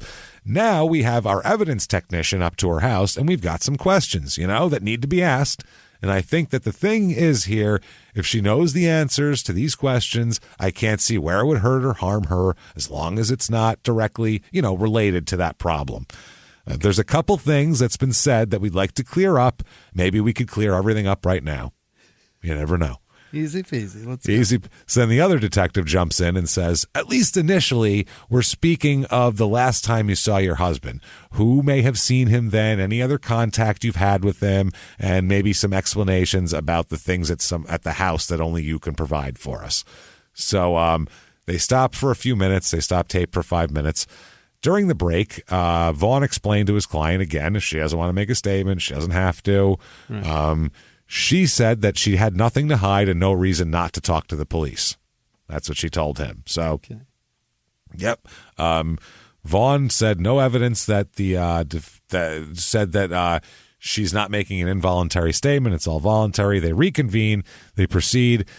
They say, before we broke, we explained to you, Mr. Shipley, Mrs. Shipley, your rights. Now you've had a chance to speak with your attorney concerning your rights, that any questions you might want to answer. Do you wish to answer our questions at this point? She said, if I can, sure. So 90-minute interview is what we're talking. We're not going to go through the whole interview, obviously. But she says, she tells him this. Left my home July 28th, had an argument. She didn't report him missing because he disappears all the time. One time he disappeared for almost 2 years. So 10 days is nothing. Like, no way. Solid. That's just the beginning of an outing for him. Like, that could be great story. He could be home tomorrow. He could be home in the spring. We don't know. So now there's some conflicting stuff. She also said her husband had left home to go fishing about 8 a.m. the next morning. So she says he peeled out, left that night, but then the next morning she said he's fishing. Okay, so that's what doesn't make sense. And that later that day, she went to the trailer court to pick up her mother and meet her brother and sister-in-law. When she returned home, her husband wasn't there, and she said some of his clothes and furniture were missing. Now, she told everyone else blue pickup truck. Now she's saying she wasn't even there.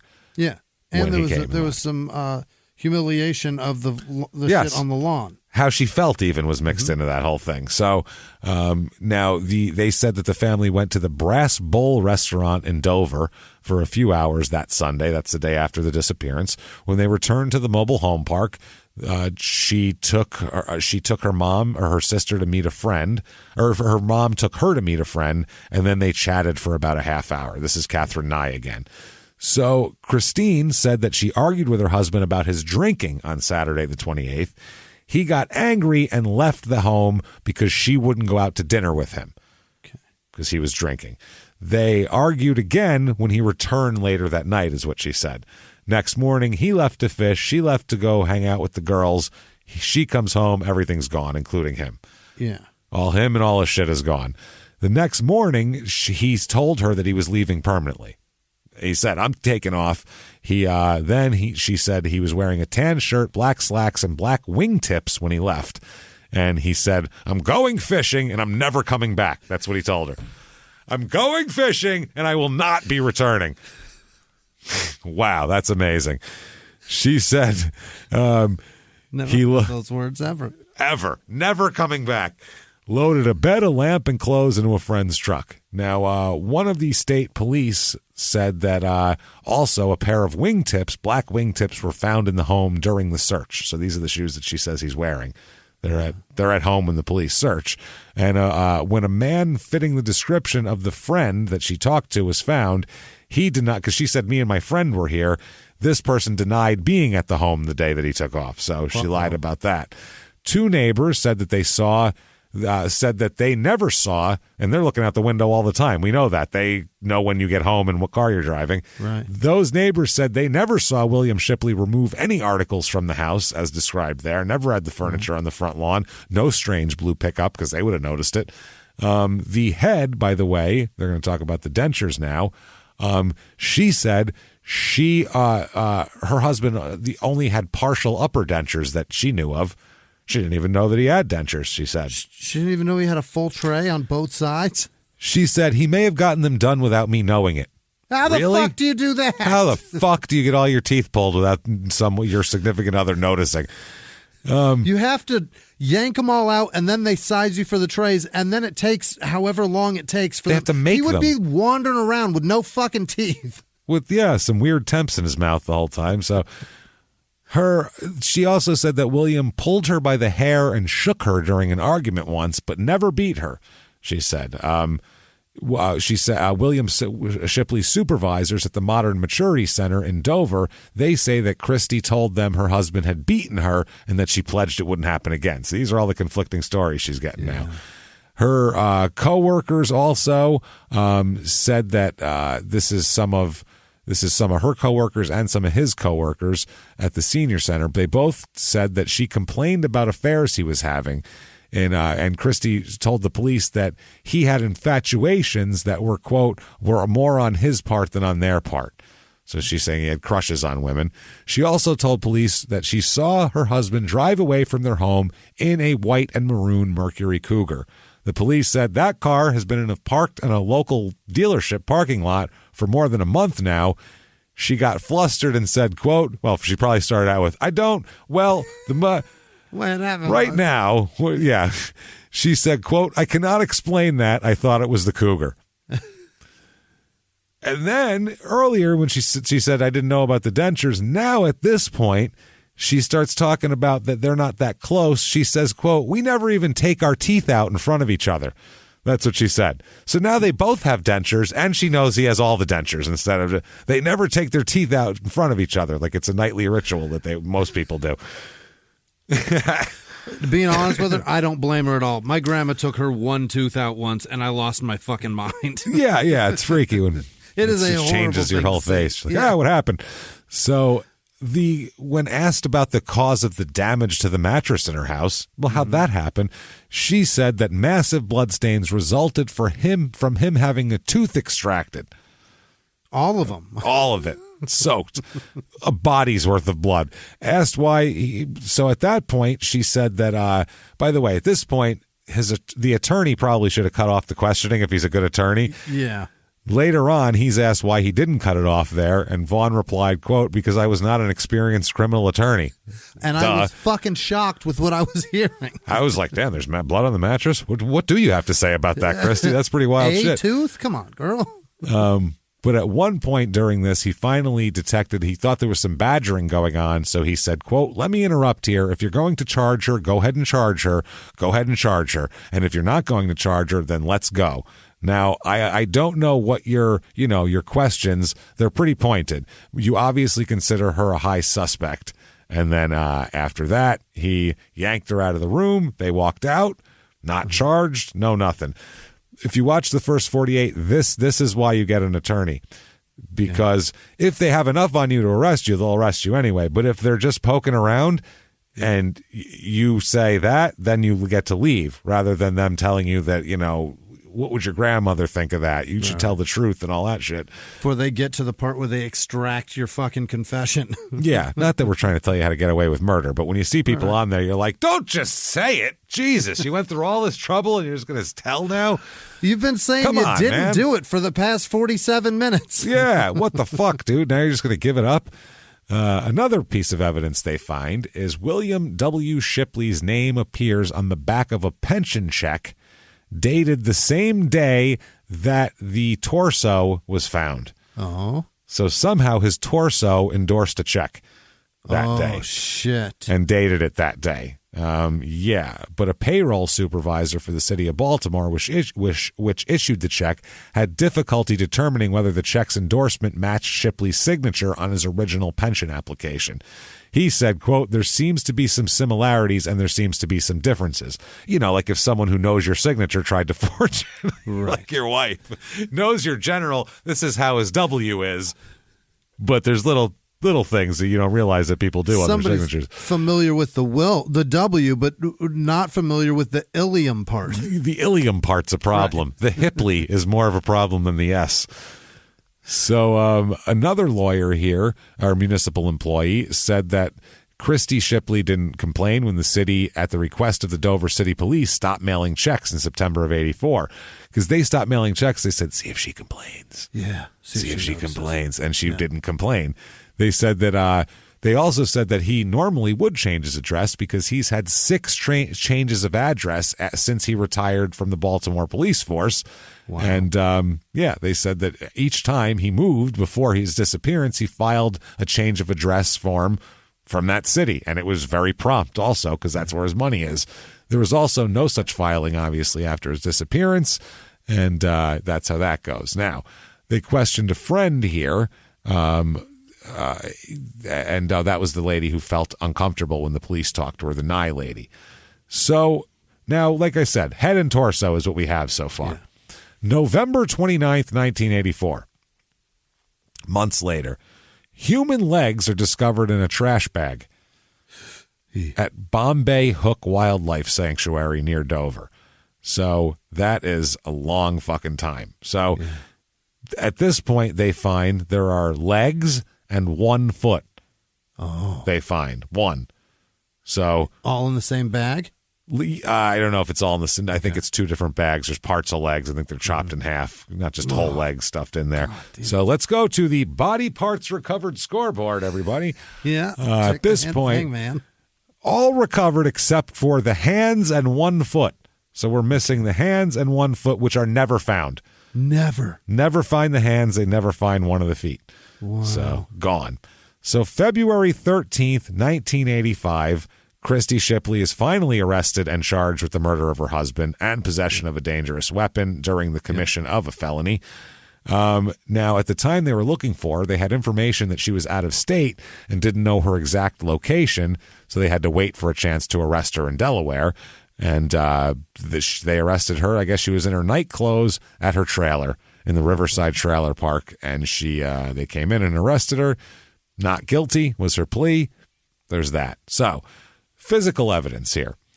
Forensic evidence, let's do here. Some scientific shit here. Expert testimony indicated that the dismembered body was that of William Shipley based on several other factors, including his dentures, that he had been killed in his bed with a .38 gun. And Henry Lee is the forensics guy on this one, by the way. Oh, really? They bring him in again. This is like the third time. He's been popping up a lot lately. He says that blood tests performed on the dismembered body revealed that he has the same blood type as William. This is pre-DNA, as you remember. And the chief medical examiner for the state testified that the severed head contained upper and lower dentures. Medical records reveal that they match William Shipley's upper and lower dentures as well when compared. So, not too shabby there. They found also visible photographs of them, and everything matches. So a diagnostic radiologist, upon examining and comparing radiographs of William Shipley and radiographs of the body, found that the two matched. I don't know what the hell a radiograph is. Is that like an MRI or something? I don't know what the fuck that is. I have no idea what that sounds like. It's made up, right?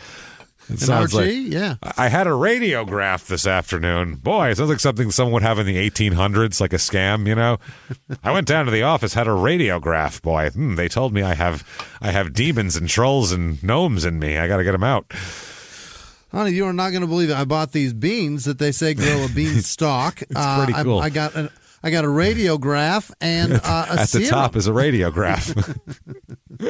They put them in a radiograph. I could see beanstalks in there. So they said that they matched. A physical anthropologist testified that William Shipley's height and age were within the estimated range of heights and ages of the dismembered body. They said they thought he was about 5'10", about 58 years old. He was 64 and about 6 foot. So pretty goddamn close. Not bad. Not too shabby. The also hair taken from a baseball cap found in the Shipley residence was microscopically similar in all characteristics to hair found on the body, which they lived together, so that's hard to whatever. Another agent said that the blue fibers found in the trunk of the car matched microscopically the fibers of the blanket that he was dumped in. There you go. Now the blood stain, Dr. Henry Lee testifies that the blood stain on the mattress was caused by a single event. This wasn't like he bled one day, he bled another day, like a week of having your teeth pulled. He also said it wasn't like there was stabbings and you know what I mean? There wasn't like shit all over the place. It was just one shot. Yeah, huge thing. And not only that, he said these bloodstains were less than a year old. Okay. Now, the dental stuff that she was talking about was from 10 years ago. So, remember we talked about the daughter took care of him? That's what we're talking about. That's the time. Get a new mattress, by the way. So you have jobs. Get a fucking mattress. If you can afford a trailer park, buy a mattress first. You're sleeping on a bloody fucking mattress with a hole in it. What kind of people are you? For 10 years? What kind of people are you? I'm sorry. I'm judging you at that point. You know? At some point, you could afford a mattress and didn't buy it. I don't give a shit. Fix that shit. That's disgusting. So they didn't even have a fucking cover on it, man. Put a cover or something.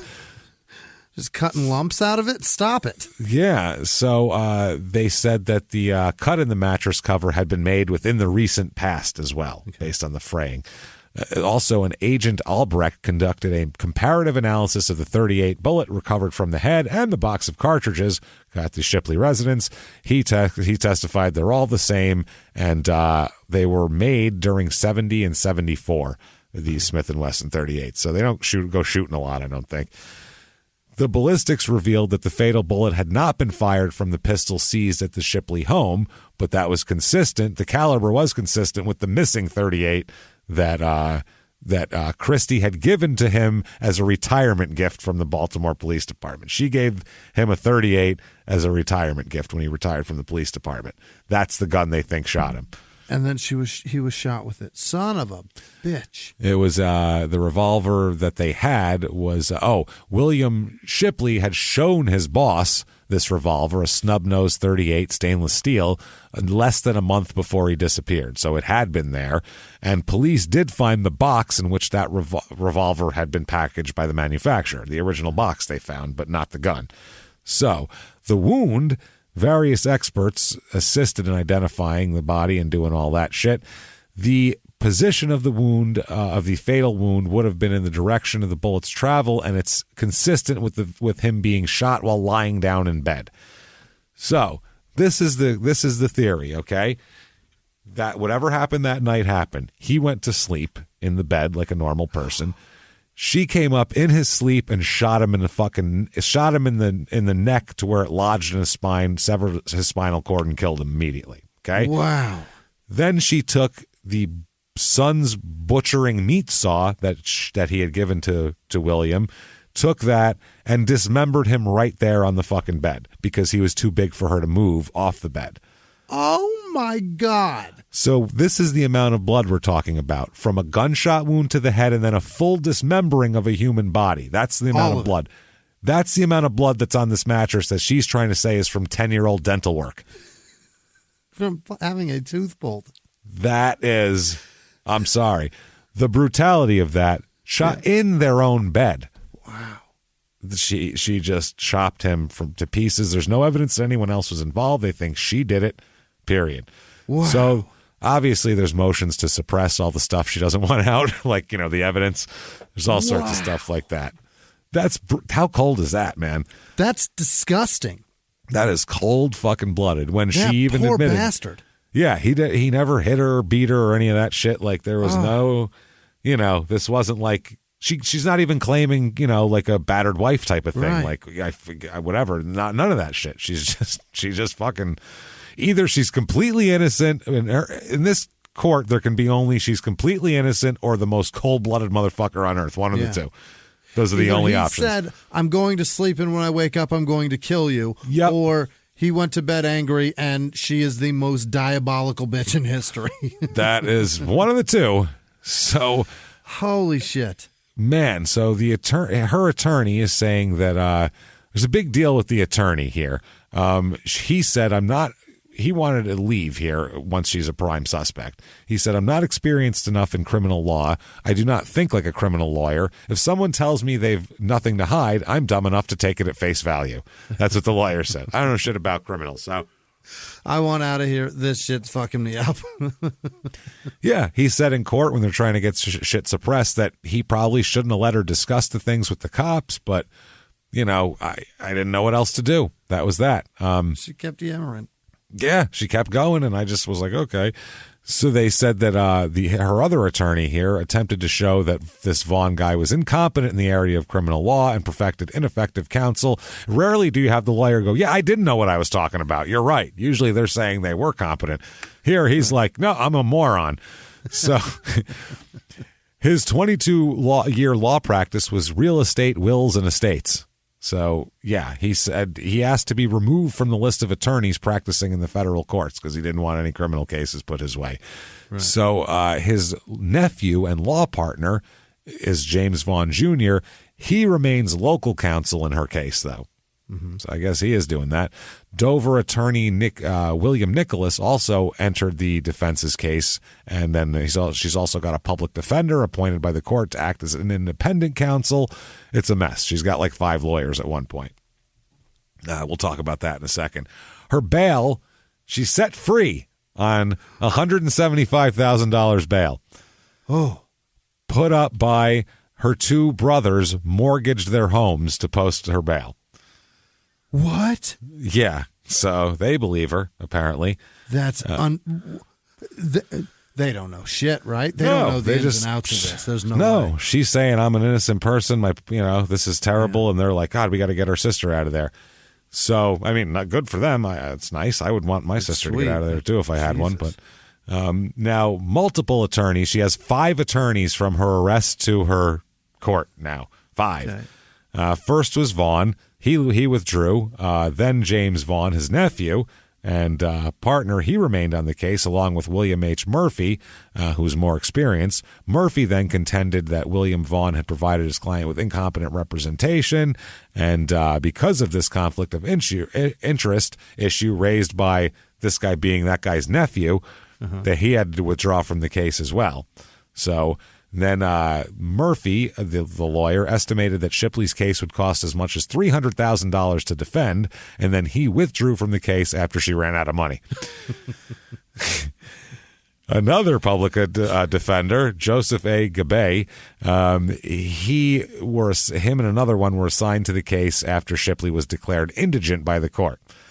Her new attorneys have attempted in the last year to have evidence recovered in search of her home. They're trying to get up to speed now. They've come in at the last minute here. So they had a long jury selection, by the way. They had long quizzes for these people. The defense had a list of 80 questions for potential jurors. 80. Wow. It's like a fucking SAT, for Christ's sake. What do you got to ask? 80, Jesus. And the prosecution said they planned to call between 60 and 70 witnesses. Oh, my God. They're saying that the trial should last about 6 to 8 weeks, which is a long time. Shit. That's a while. So March 87, they don't have a trial till. It's fucking 3 years later. It's 7-woman, 5-man jury. Yeah. The defense opening, their strategy is this, Jimmy. Here's their strategy. Listen, that's not even William in those bags. Oh. And if it was, she didn't put him there. Thank you, ladies and gentlemen of the jury. I rest my case. Thank you. Good night. That's their thing. It's not him, and if it is him, she didn't fucking do it. But it's probably not him anyway. The cops are making this false identification, they're saying. The defense is going to focus on the discrepancies of age of the victims cited by forensic specialists and then William's age, which they said 58 and he's 64. That's pretty fucking close. Yeah. That's pretty close to a guy who's been decomposing for 10 days. That's not bad. It's not bad. The defense said the state, quote, will be putting together a puzzle in the dark. That's what the public defender said. How dare you? Even if they can prove it's him, Christy Shipley didn't do it. So, didn't do it, can't prove it. Go fuck your mother. Have a good one. They're putting together a puzzle that doesn't have all its pieces, too. Or all its pieces. He also, during this opening, promised the jurors that he will provide a satisfactory explanation why there's a patched hole in their blood-soaked mattress. Oh, I can't wait. Can't wait for that. The prosecution here, they said that William Shipley's body parts have been in cold storage for 3 years. Oh, gross. Yeah, he's just like in a freezer? In a freezer for 3 years. They still have his body parts. They haven't been able to do anything. They're waiting to see if technology advances here because there's a lot of advancements. One of the police officers said there will be no peace or justice for his relatives until the person responsible for this state of limbo is brought to justice.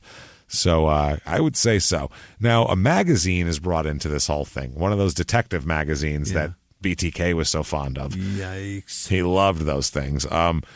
So the jury was sent home while attorneys argued about the relevance of a newspaper article and a detective magazine found in the Shipley home. Now, the newspaper article told of a Kmart bookkeeper, Judith McBride, who was convicted of plotting the death of her husband.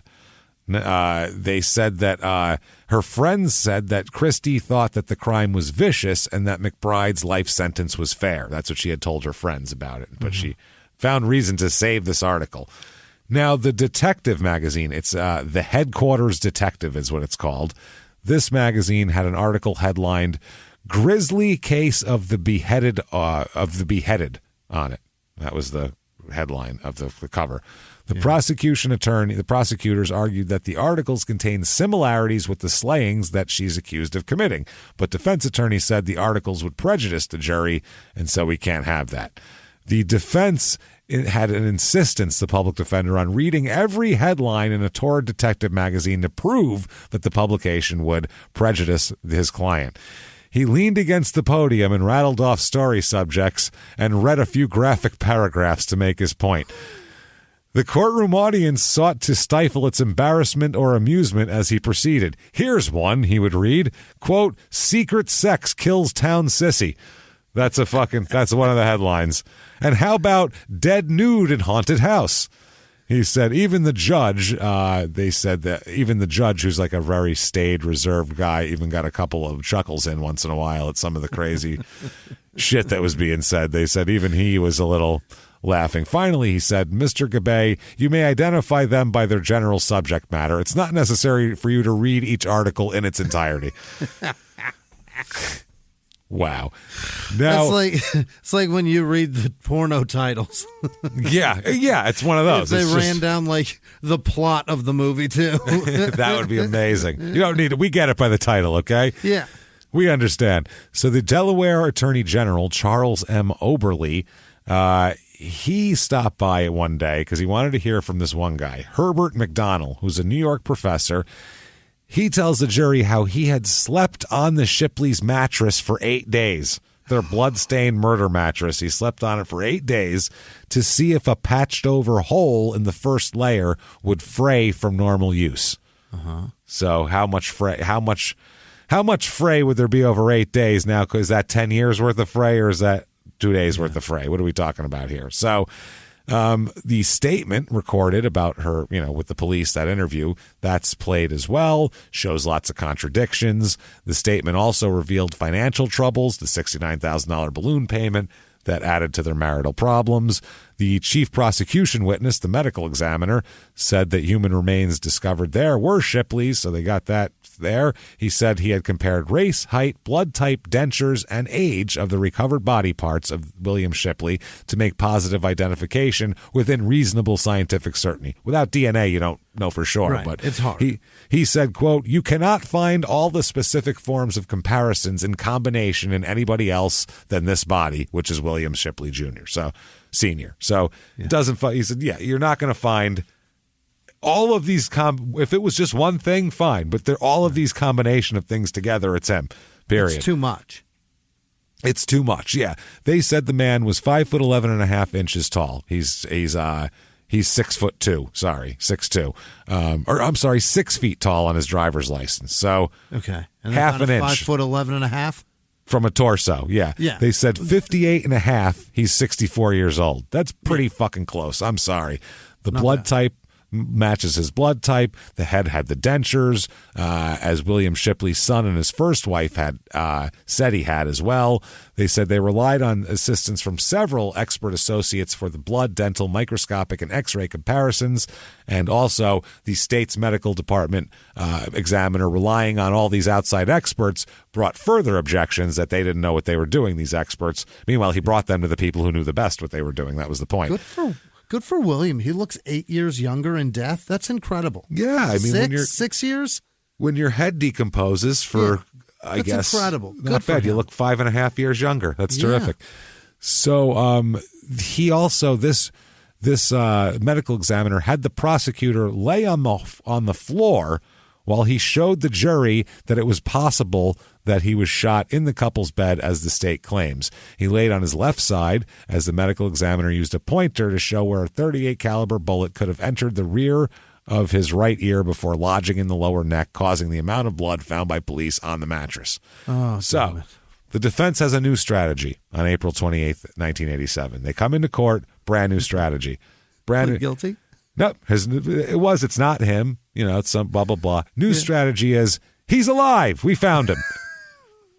That's the new strategy. He's actually alive, very much alive, feeling great. Yes, they come in and they ask for an acquittal because they found someone else. They found William. He said, quote, his lawyer, this is Dwayne Werb, by the way. Got to put this out here when someone says something like this. Quote, "Your Honor, I don't know how to word this. Well, that means it's going to be no, is the answer, if I don't know how to word this. But information received indirectly during the course of this trial by my office suggests that the apparent information was received by the state that William Shipley has actually been seen in the area of Baltimore, Maryland. It's all right. You're not privy to all the new shit. It's fine. It's what it is. The prosecutor, Ferris Wharton, jumped to his feet and told the judge, quote, he said, quote, I would like to know where that came from. Yeah. He said... what the fuck? He said, somebody is intentionally lying or it's a figment of someone's imagination. And so the defense guy said he heard the rumor that state police investigated the possibility that he might be alive, but then they left it hanging in the air like that. Okay. So then they have a surprise witness, a Dover woman who plays bingo almost daily at the Modern Maturity Center. I don't know. We're not sure of her ethnic origin here, her national background. They said that she saw William Shipley at a supermarket last June in '86, years after he's supposed to be dead. Okay. So then the state produces a man who, according to workers at the senior center, looks just like Shipley. The look-alike also goes to the same center and has been seen at that same grocery store many, many times. But this guy has a mustache, and no one testified that William had ever had a mustache, so that just hangs in the air, too. They don't know. That just muddies the water. Being a chubby, bald guy with a beard and glasses, dear Christ, if I ever go missing, it's going to be insanity. You're going to be spotted everywhere. So when Brian Laundrie was gone, it was people, he's over here, he's over there. He's a bald guy. He's a bald white guy. There's literally 30 million, 40 million guys his age that look like him walking around. We are everywhere. Everywhere. So many people tweet at you, look at this guy looks like Jimmie. Every guy with a beard, no hair, and glasses looks just like Jimmie, no matter how much they don't look like Jimmie. They all look like Jimmie. Every one of them are me, no matter how much they are obviously not me. And the people are not even being dicks. They're genuine about it. They're like, this guy looks like Jimmie. And you got to look at it and go, no, I don't look like that. Do I? Every time I'm like, Jesus Christ, the opinion you people have of me. Like the guy on the 90 Day Fiance one is like, my God, don't be nice to Jimmie. He does not look like the guy on the other way right now, or before the 90 days. He does not look like that at all. It's the guy from the To Catch a Killer advertisement for that board game. There's so many of them. I'm just like, how dare I saw your doppelganger at the car dealership today. Then they show me a picture they slyly took of some stranger, and I want to call the guy and tell him, I'm so sorry. We do not look anything alike, and I hope that you tell people this.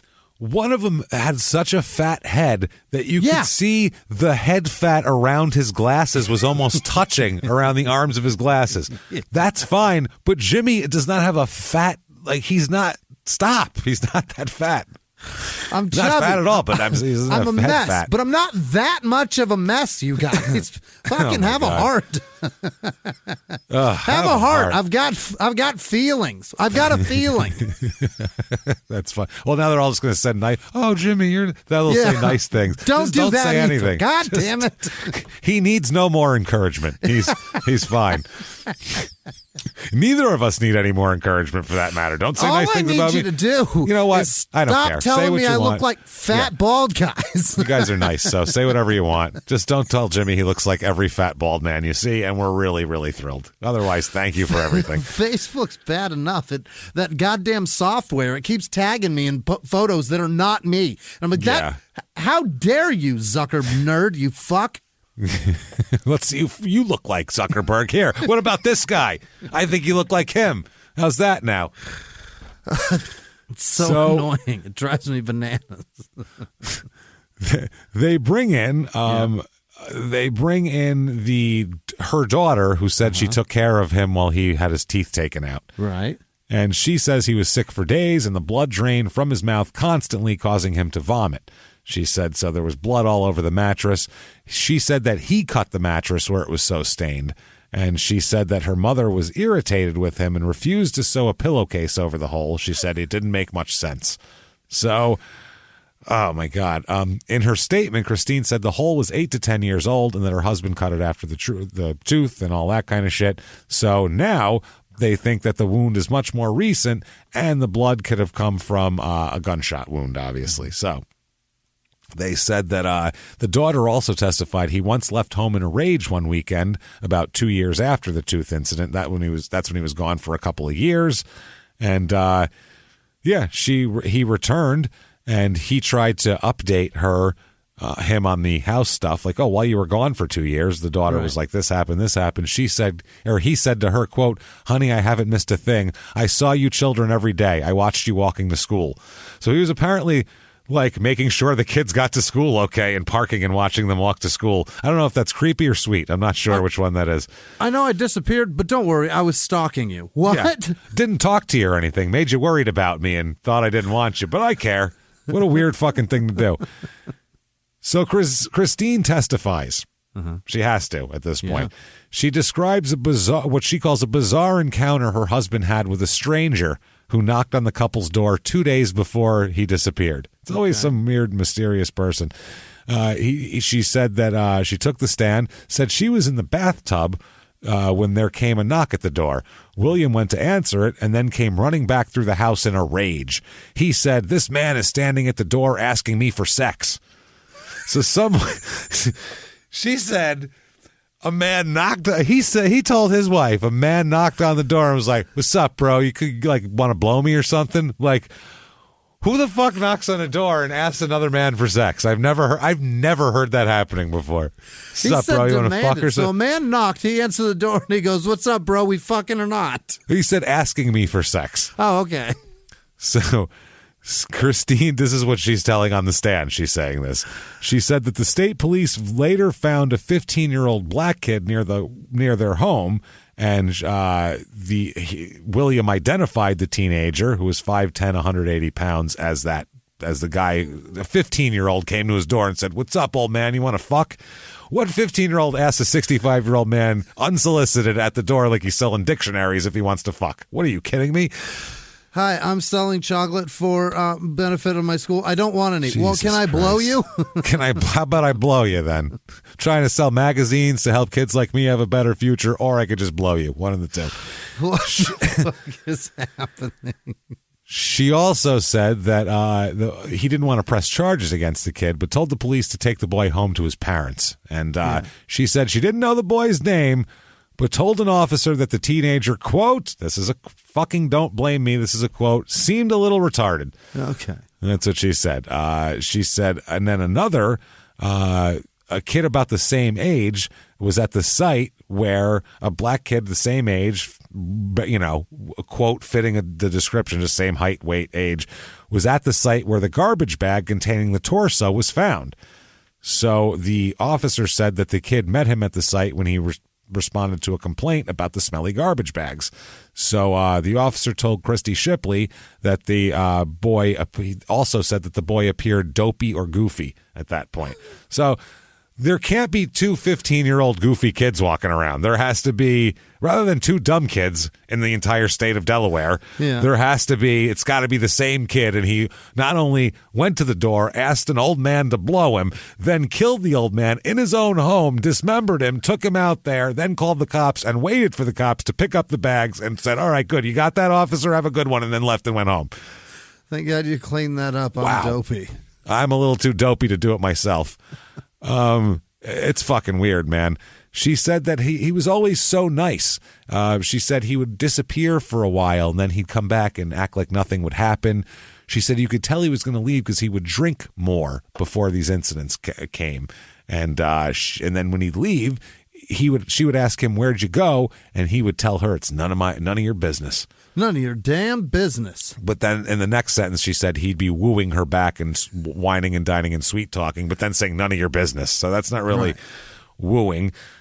She said that his behavior changed before the 28th when he disappeared. He was anxious and irritable. He delayed a family outing on July 25th by hopping on a lawnmower and cutting the acre lot of the home just as the relatives were preparing to leave.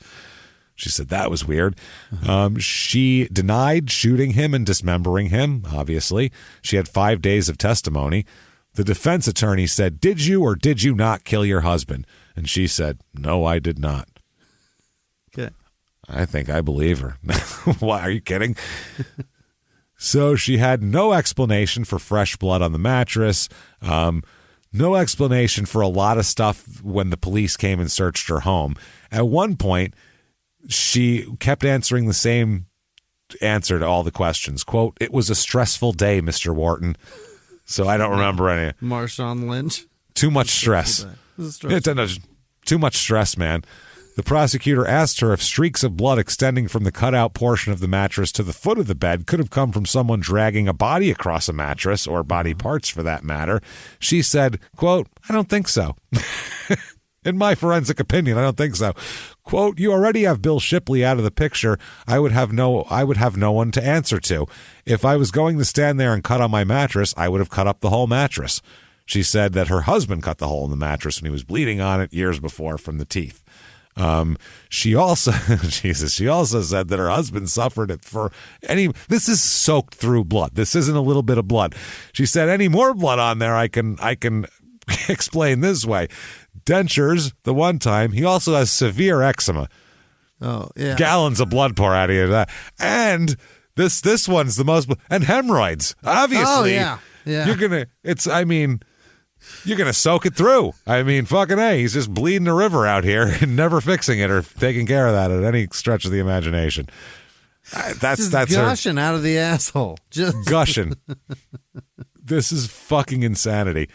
So after 6 weeks of trial, 6 weeks, it's now the newspapers, it's become like just a circus at this point. Yeah. There's been 63 prosecution witnesses.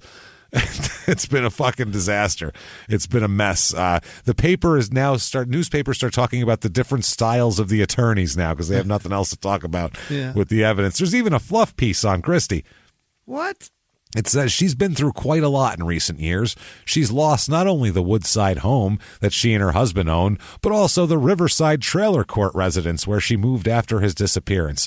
When she became a prime suspect in her husband's apparent killing, she quit her job as a detective in an Ames department store in Seaford and as a clerk in the Camden liquor store. But when her trial began, she left another clerk's job in a Baltimore store, which she had taken while out on $175,000 bail. For all that, Christie Shipley appears to be holding up well enough, despite the stresses of sitting at the defense table. She lost every job she has, every home. She lost her trailer, James. She even lost all the trailers. Never mind that.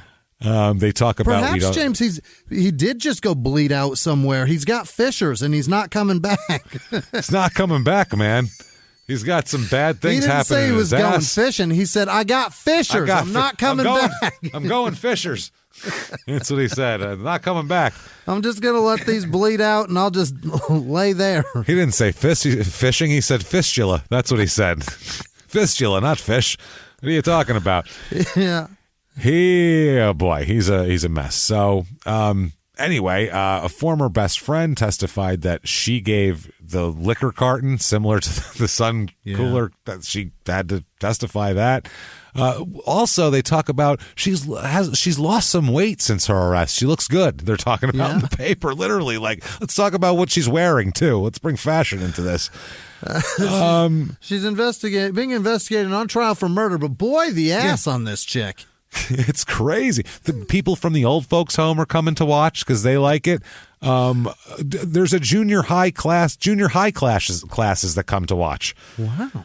They take up a whole section of the courtroom. It says here, the youths point at the defendant, do a lot of fidgeting, and sometimes pass notes to members of the senior high school criminal justice class in attendance.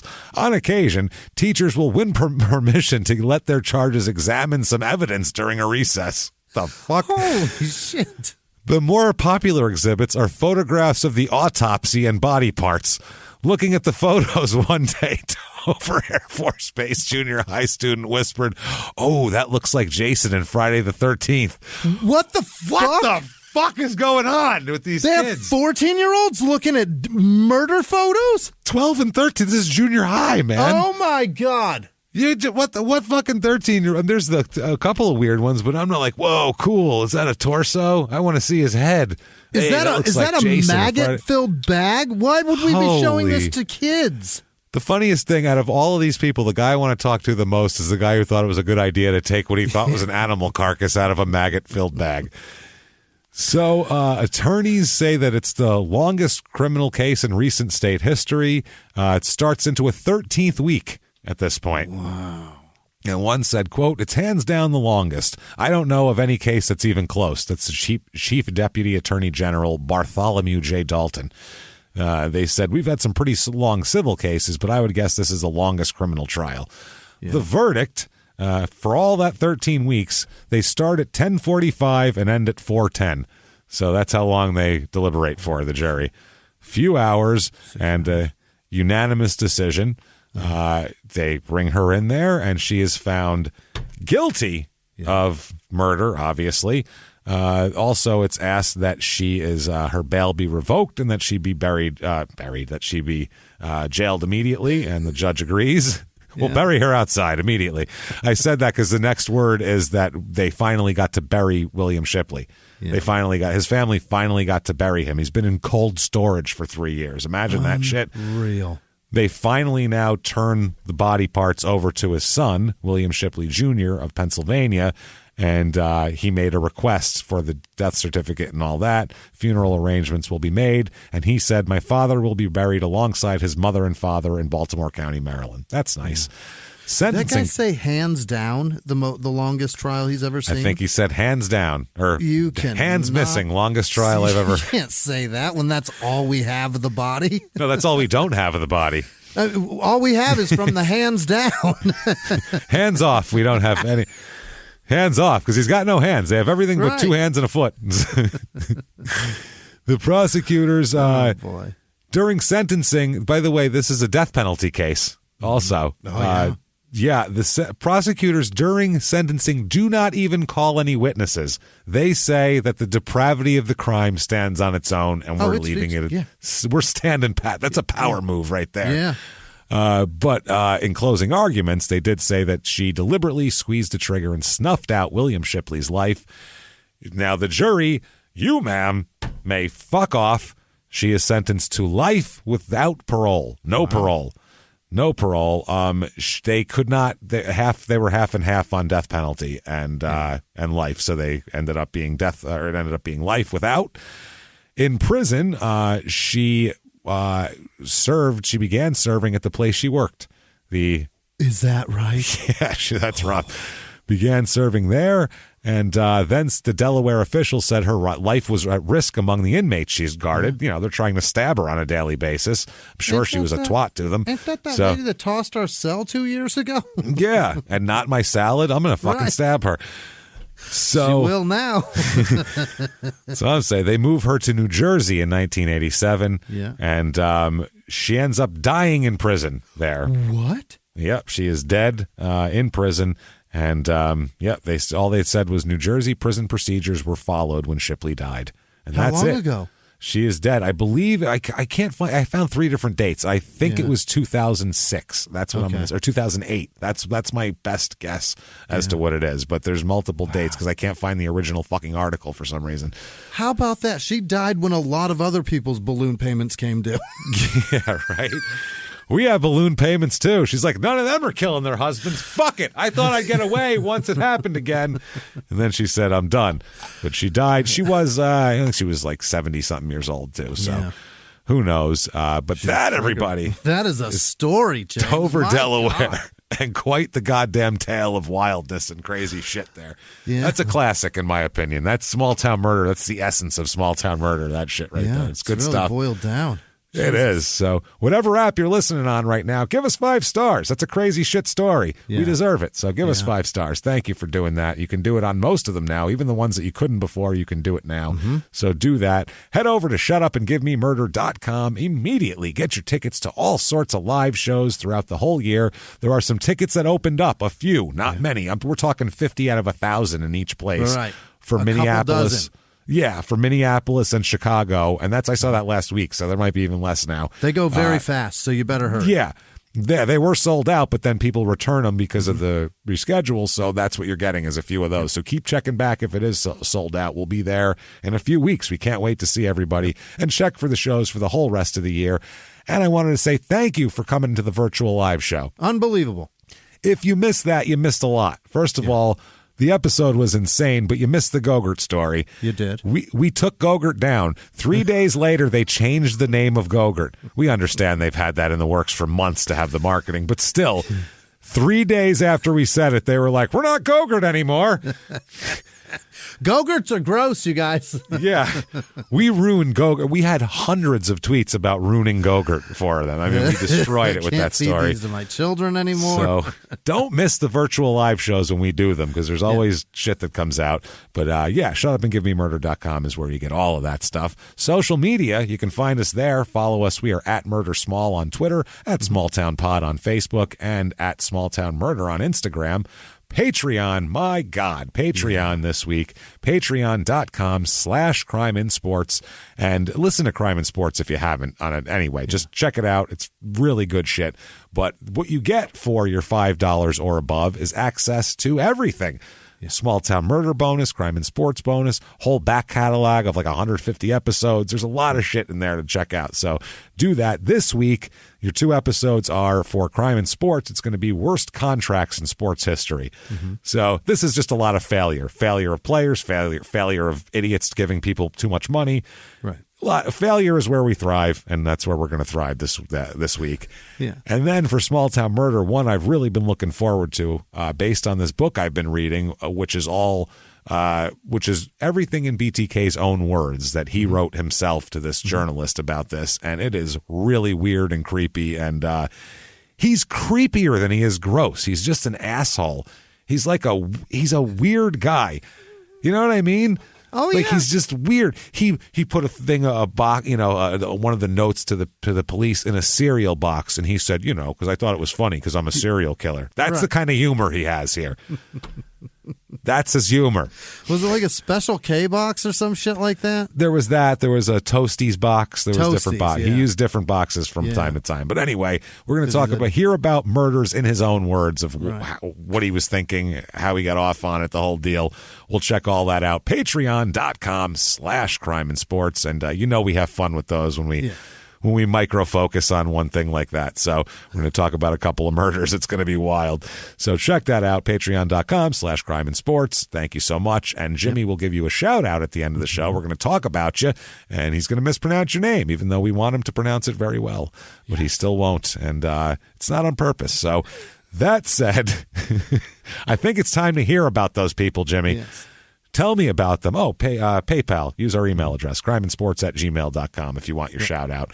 Do it. Hit me with the list of the people who would never, ever, ever dismember us on our own bed and then have our head be held out by a maintenance worker with maggots all over it. Hit me with those names, Jimmie. This week's executive producers are Chrissy-Ann Castaldi, Gareth Locke in Australia. Cheer up, bitch. Cheer up, bitch. Shit's happening, yeah. And you got to be a part of it. Hang in there.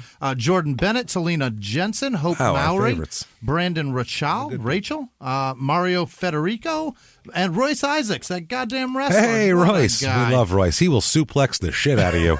Toss you all guys over. So much for your support. You're amazing people. Other producers this week are Anthony Shaw's fiance, I believe. What is her goddamn name? Her name's Joy, and she's 33 weeks pregnant. Oh, wow. With baby Henry. Oh, they already named it. Look at you. Hank. Very organized. Yeah. Other producers. Congratulations on that level of organization. Corporal Carl Kirshner. Our guy. Liz Vasquez. Bryant Rivera Rumbo. Carly Mae Rivers. Megan McDermott. Peyton Meadows. Vicky Scattergood. Craig Ventura. Jeff Shrewsbury. Larry Butterfast. Kayla. Oh, happy birthday, Kayla. Soon to be. Happy birthday. Sipiella, Thanks, Larry, too. Yeah, that's amazing. June's eBay shop. And the nicest note ever. Thank you. Thank you. Oh, I smacked the mic. Tell your husband hello as well. Look like you were giving it to me. It's your turn. I got my own. It's fine. Tobin Lynn, rest in peace, Gogurt. Shauna and Brienne. Shitbucket Burgoo, happy birthday, happy hour. Aaron and Chris Burkhalter. Florence Cullerton. Samantha No More Moose Quigley. Sean Flanagan. Janice Hill. Bulldog Brower. Rabbi Shmulovich. Hey, that's an old wrestler. There he is. Bulldog Brower.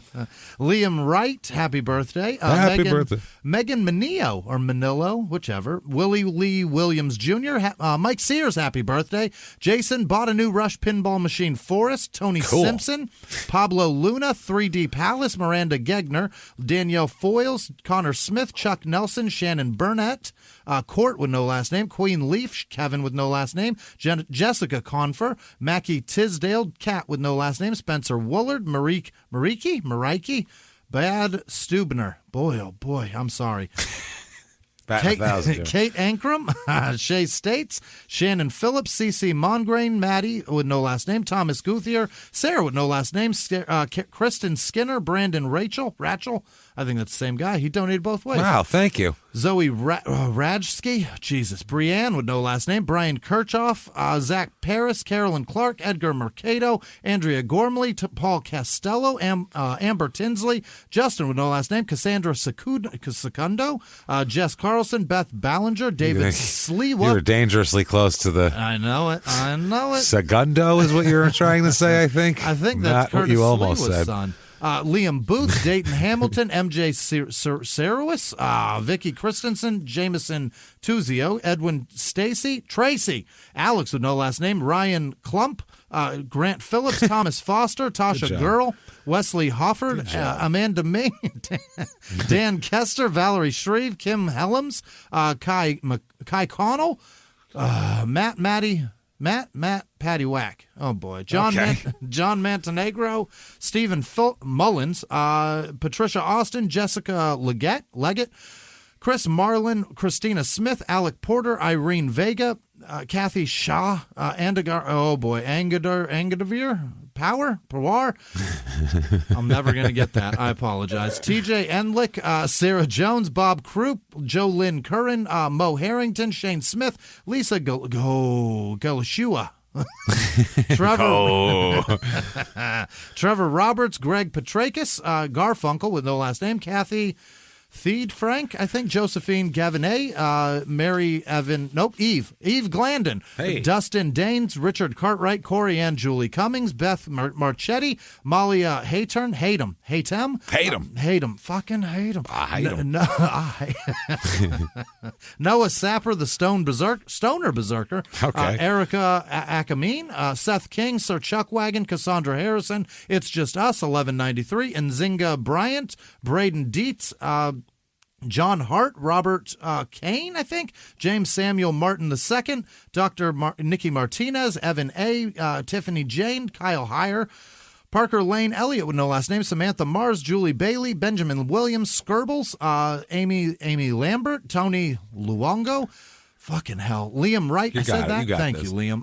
Larry Riley, Daniel Ziegler, Sue Minato, Corwin Miller, Brian Gutierrez, Kenzie Keller, Tracy B., Quentin Ward, Joy, that's Jay Soar McKenna, Travis Louch, Devin Wachter, Todd Almost Canadian Whore, Johnny Harlan, Rice Prescott Smith, Reese, I think it's Rice, Lisa Hetrick, Lisa Farmer, Amy Finazzo, Sandra Donahue, Samantha Marie, Tanya Christine, Drake Adams, Michael Tower, Jonathan Howley, Roscoe Clibbins, Jesus, Tommy, Adriana Herrera, Kia Day, Jay Rod, Carter Fox, Sarah Hynek, Tim Crane, Catherine Camineri. What happened there, Jimmy? Nope. You have a stroke in the middle of that name or what? Katie I can't feel my faith. I smell burnt toast. What's happening? Katie Hill, Cody with no last name, Matthew K, Beth Brocker, Jules Mayanuski, yeah. Mayankusi Nia Kazia. Fuck Jesus Christ. Esteban Leon Jr., Adam Krug. That's Klug. Akila Robinson, Amara Ferguson, Jason Tavierna, Dylan Snyder, Gage McNaught, Hannah Little, Kitus Berhanu, Jack Mehoff, son of a bitch, Bart Simpson, and all of our patrons. You guys are amazing. Thank you, truly. Thank you so much, everybody. Holy shit, you people are the best. We really do appreciate everything you do for us, all of your Patreon donations, everything. Thank you. Thank you for supporting us. Yeah. And thank you for enjoying the shows, too, because that's a whole kind of a separate world on Patreon, and we love doing those shows. So thank you for enjoying hearing them, because we do them anyway, even if no one wanted to listen, because they're so much fun. So thank you for enjoying those. Jimmie, how do they find us? How can they get a hold of us if they needed to? How are we out there? I believe you're on the internet. I'm on the internet. Are you on the internet? I think the am. whole thing's on the internet. Holy shit. Yeah, go to shutupandgivememurder.com. You'll find us all, or just Google Small Town Murder Hosts. Yeah. We're the only ones, unless somebody else stole our name, and then we'll hunt them down like dogs in the street. So that said, hope you enjoyed it. Keep coming back next week. Jimmie, you have fun? I had fun today. I had a blast. So much fun. And until next week, everybody, it's been our pleasure. Bye.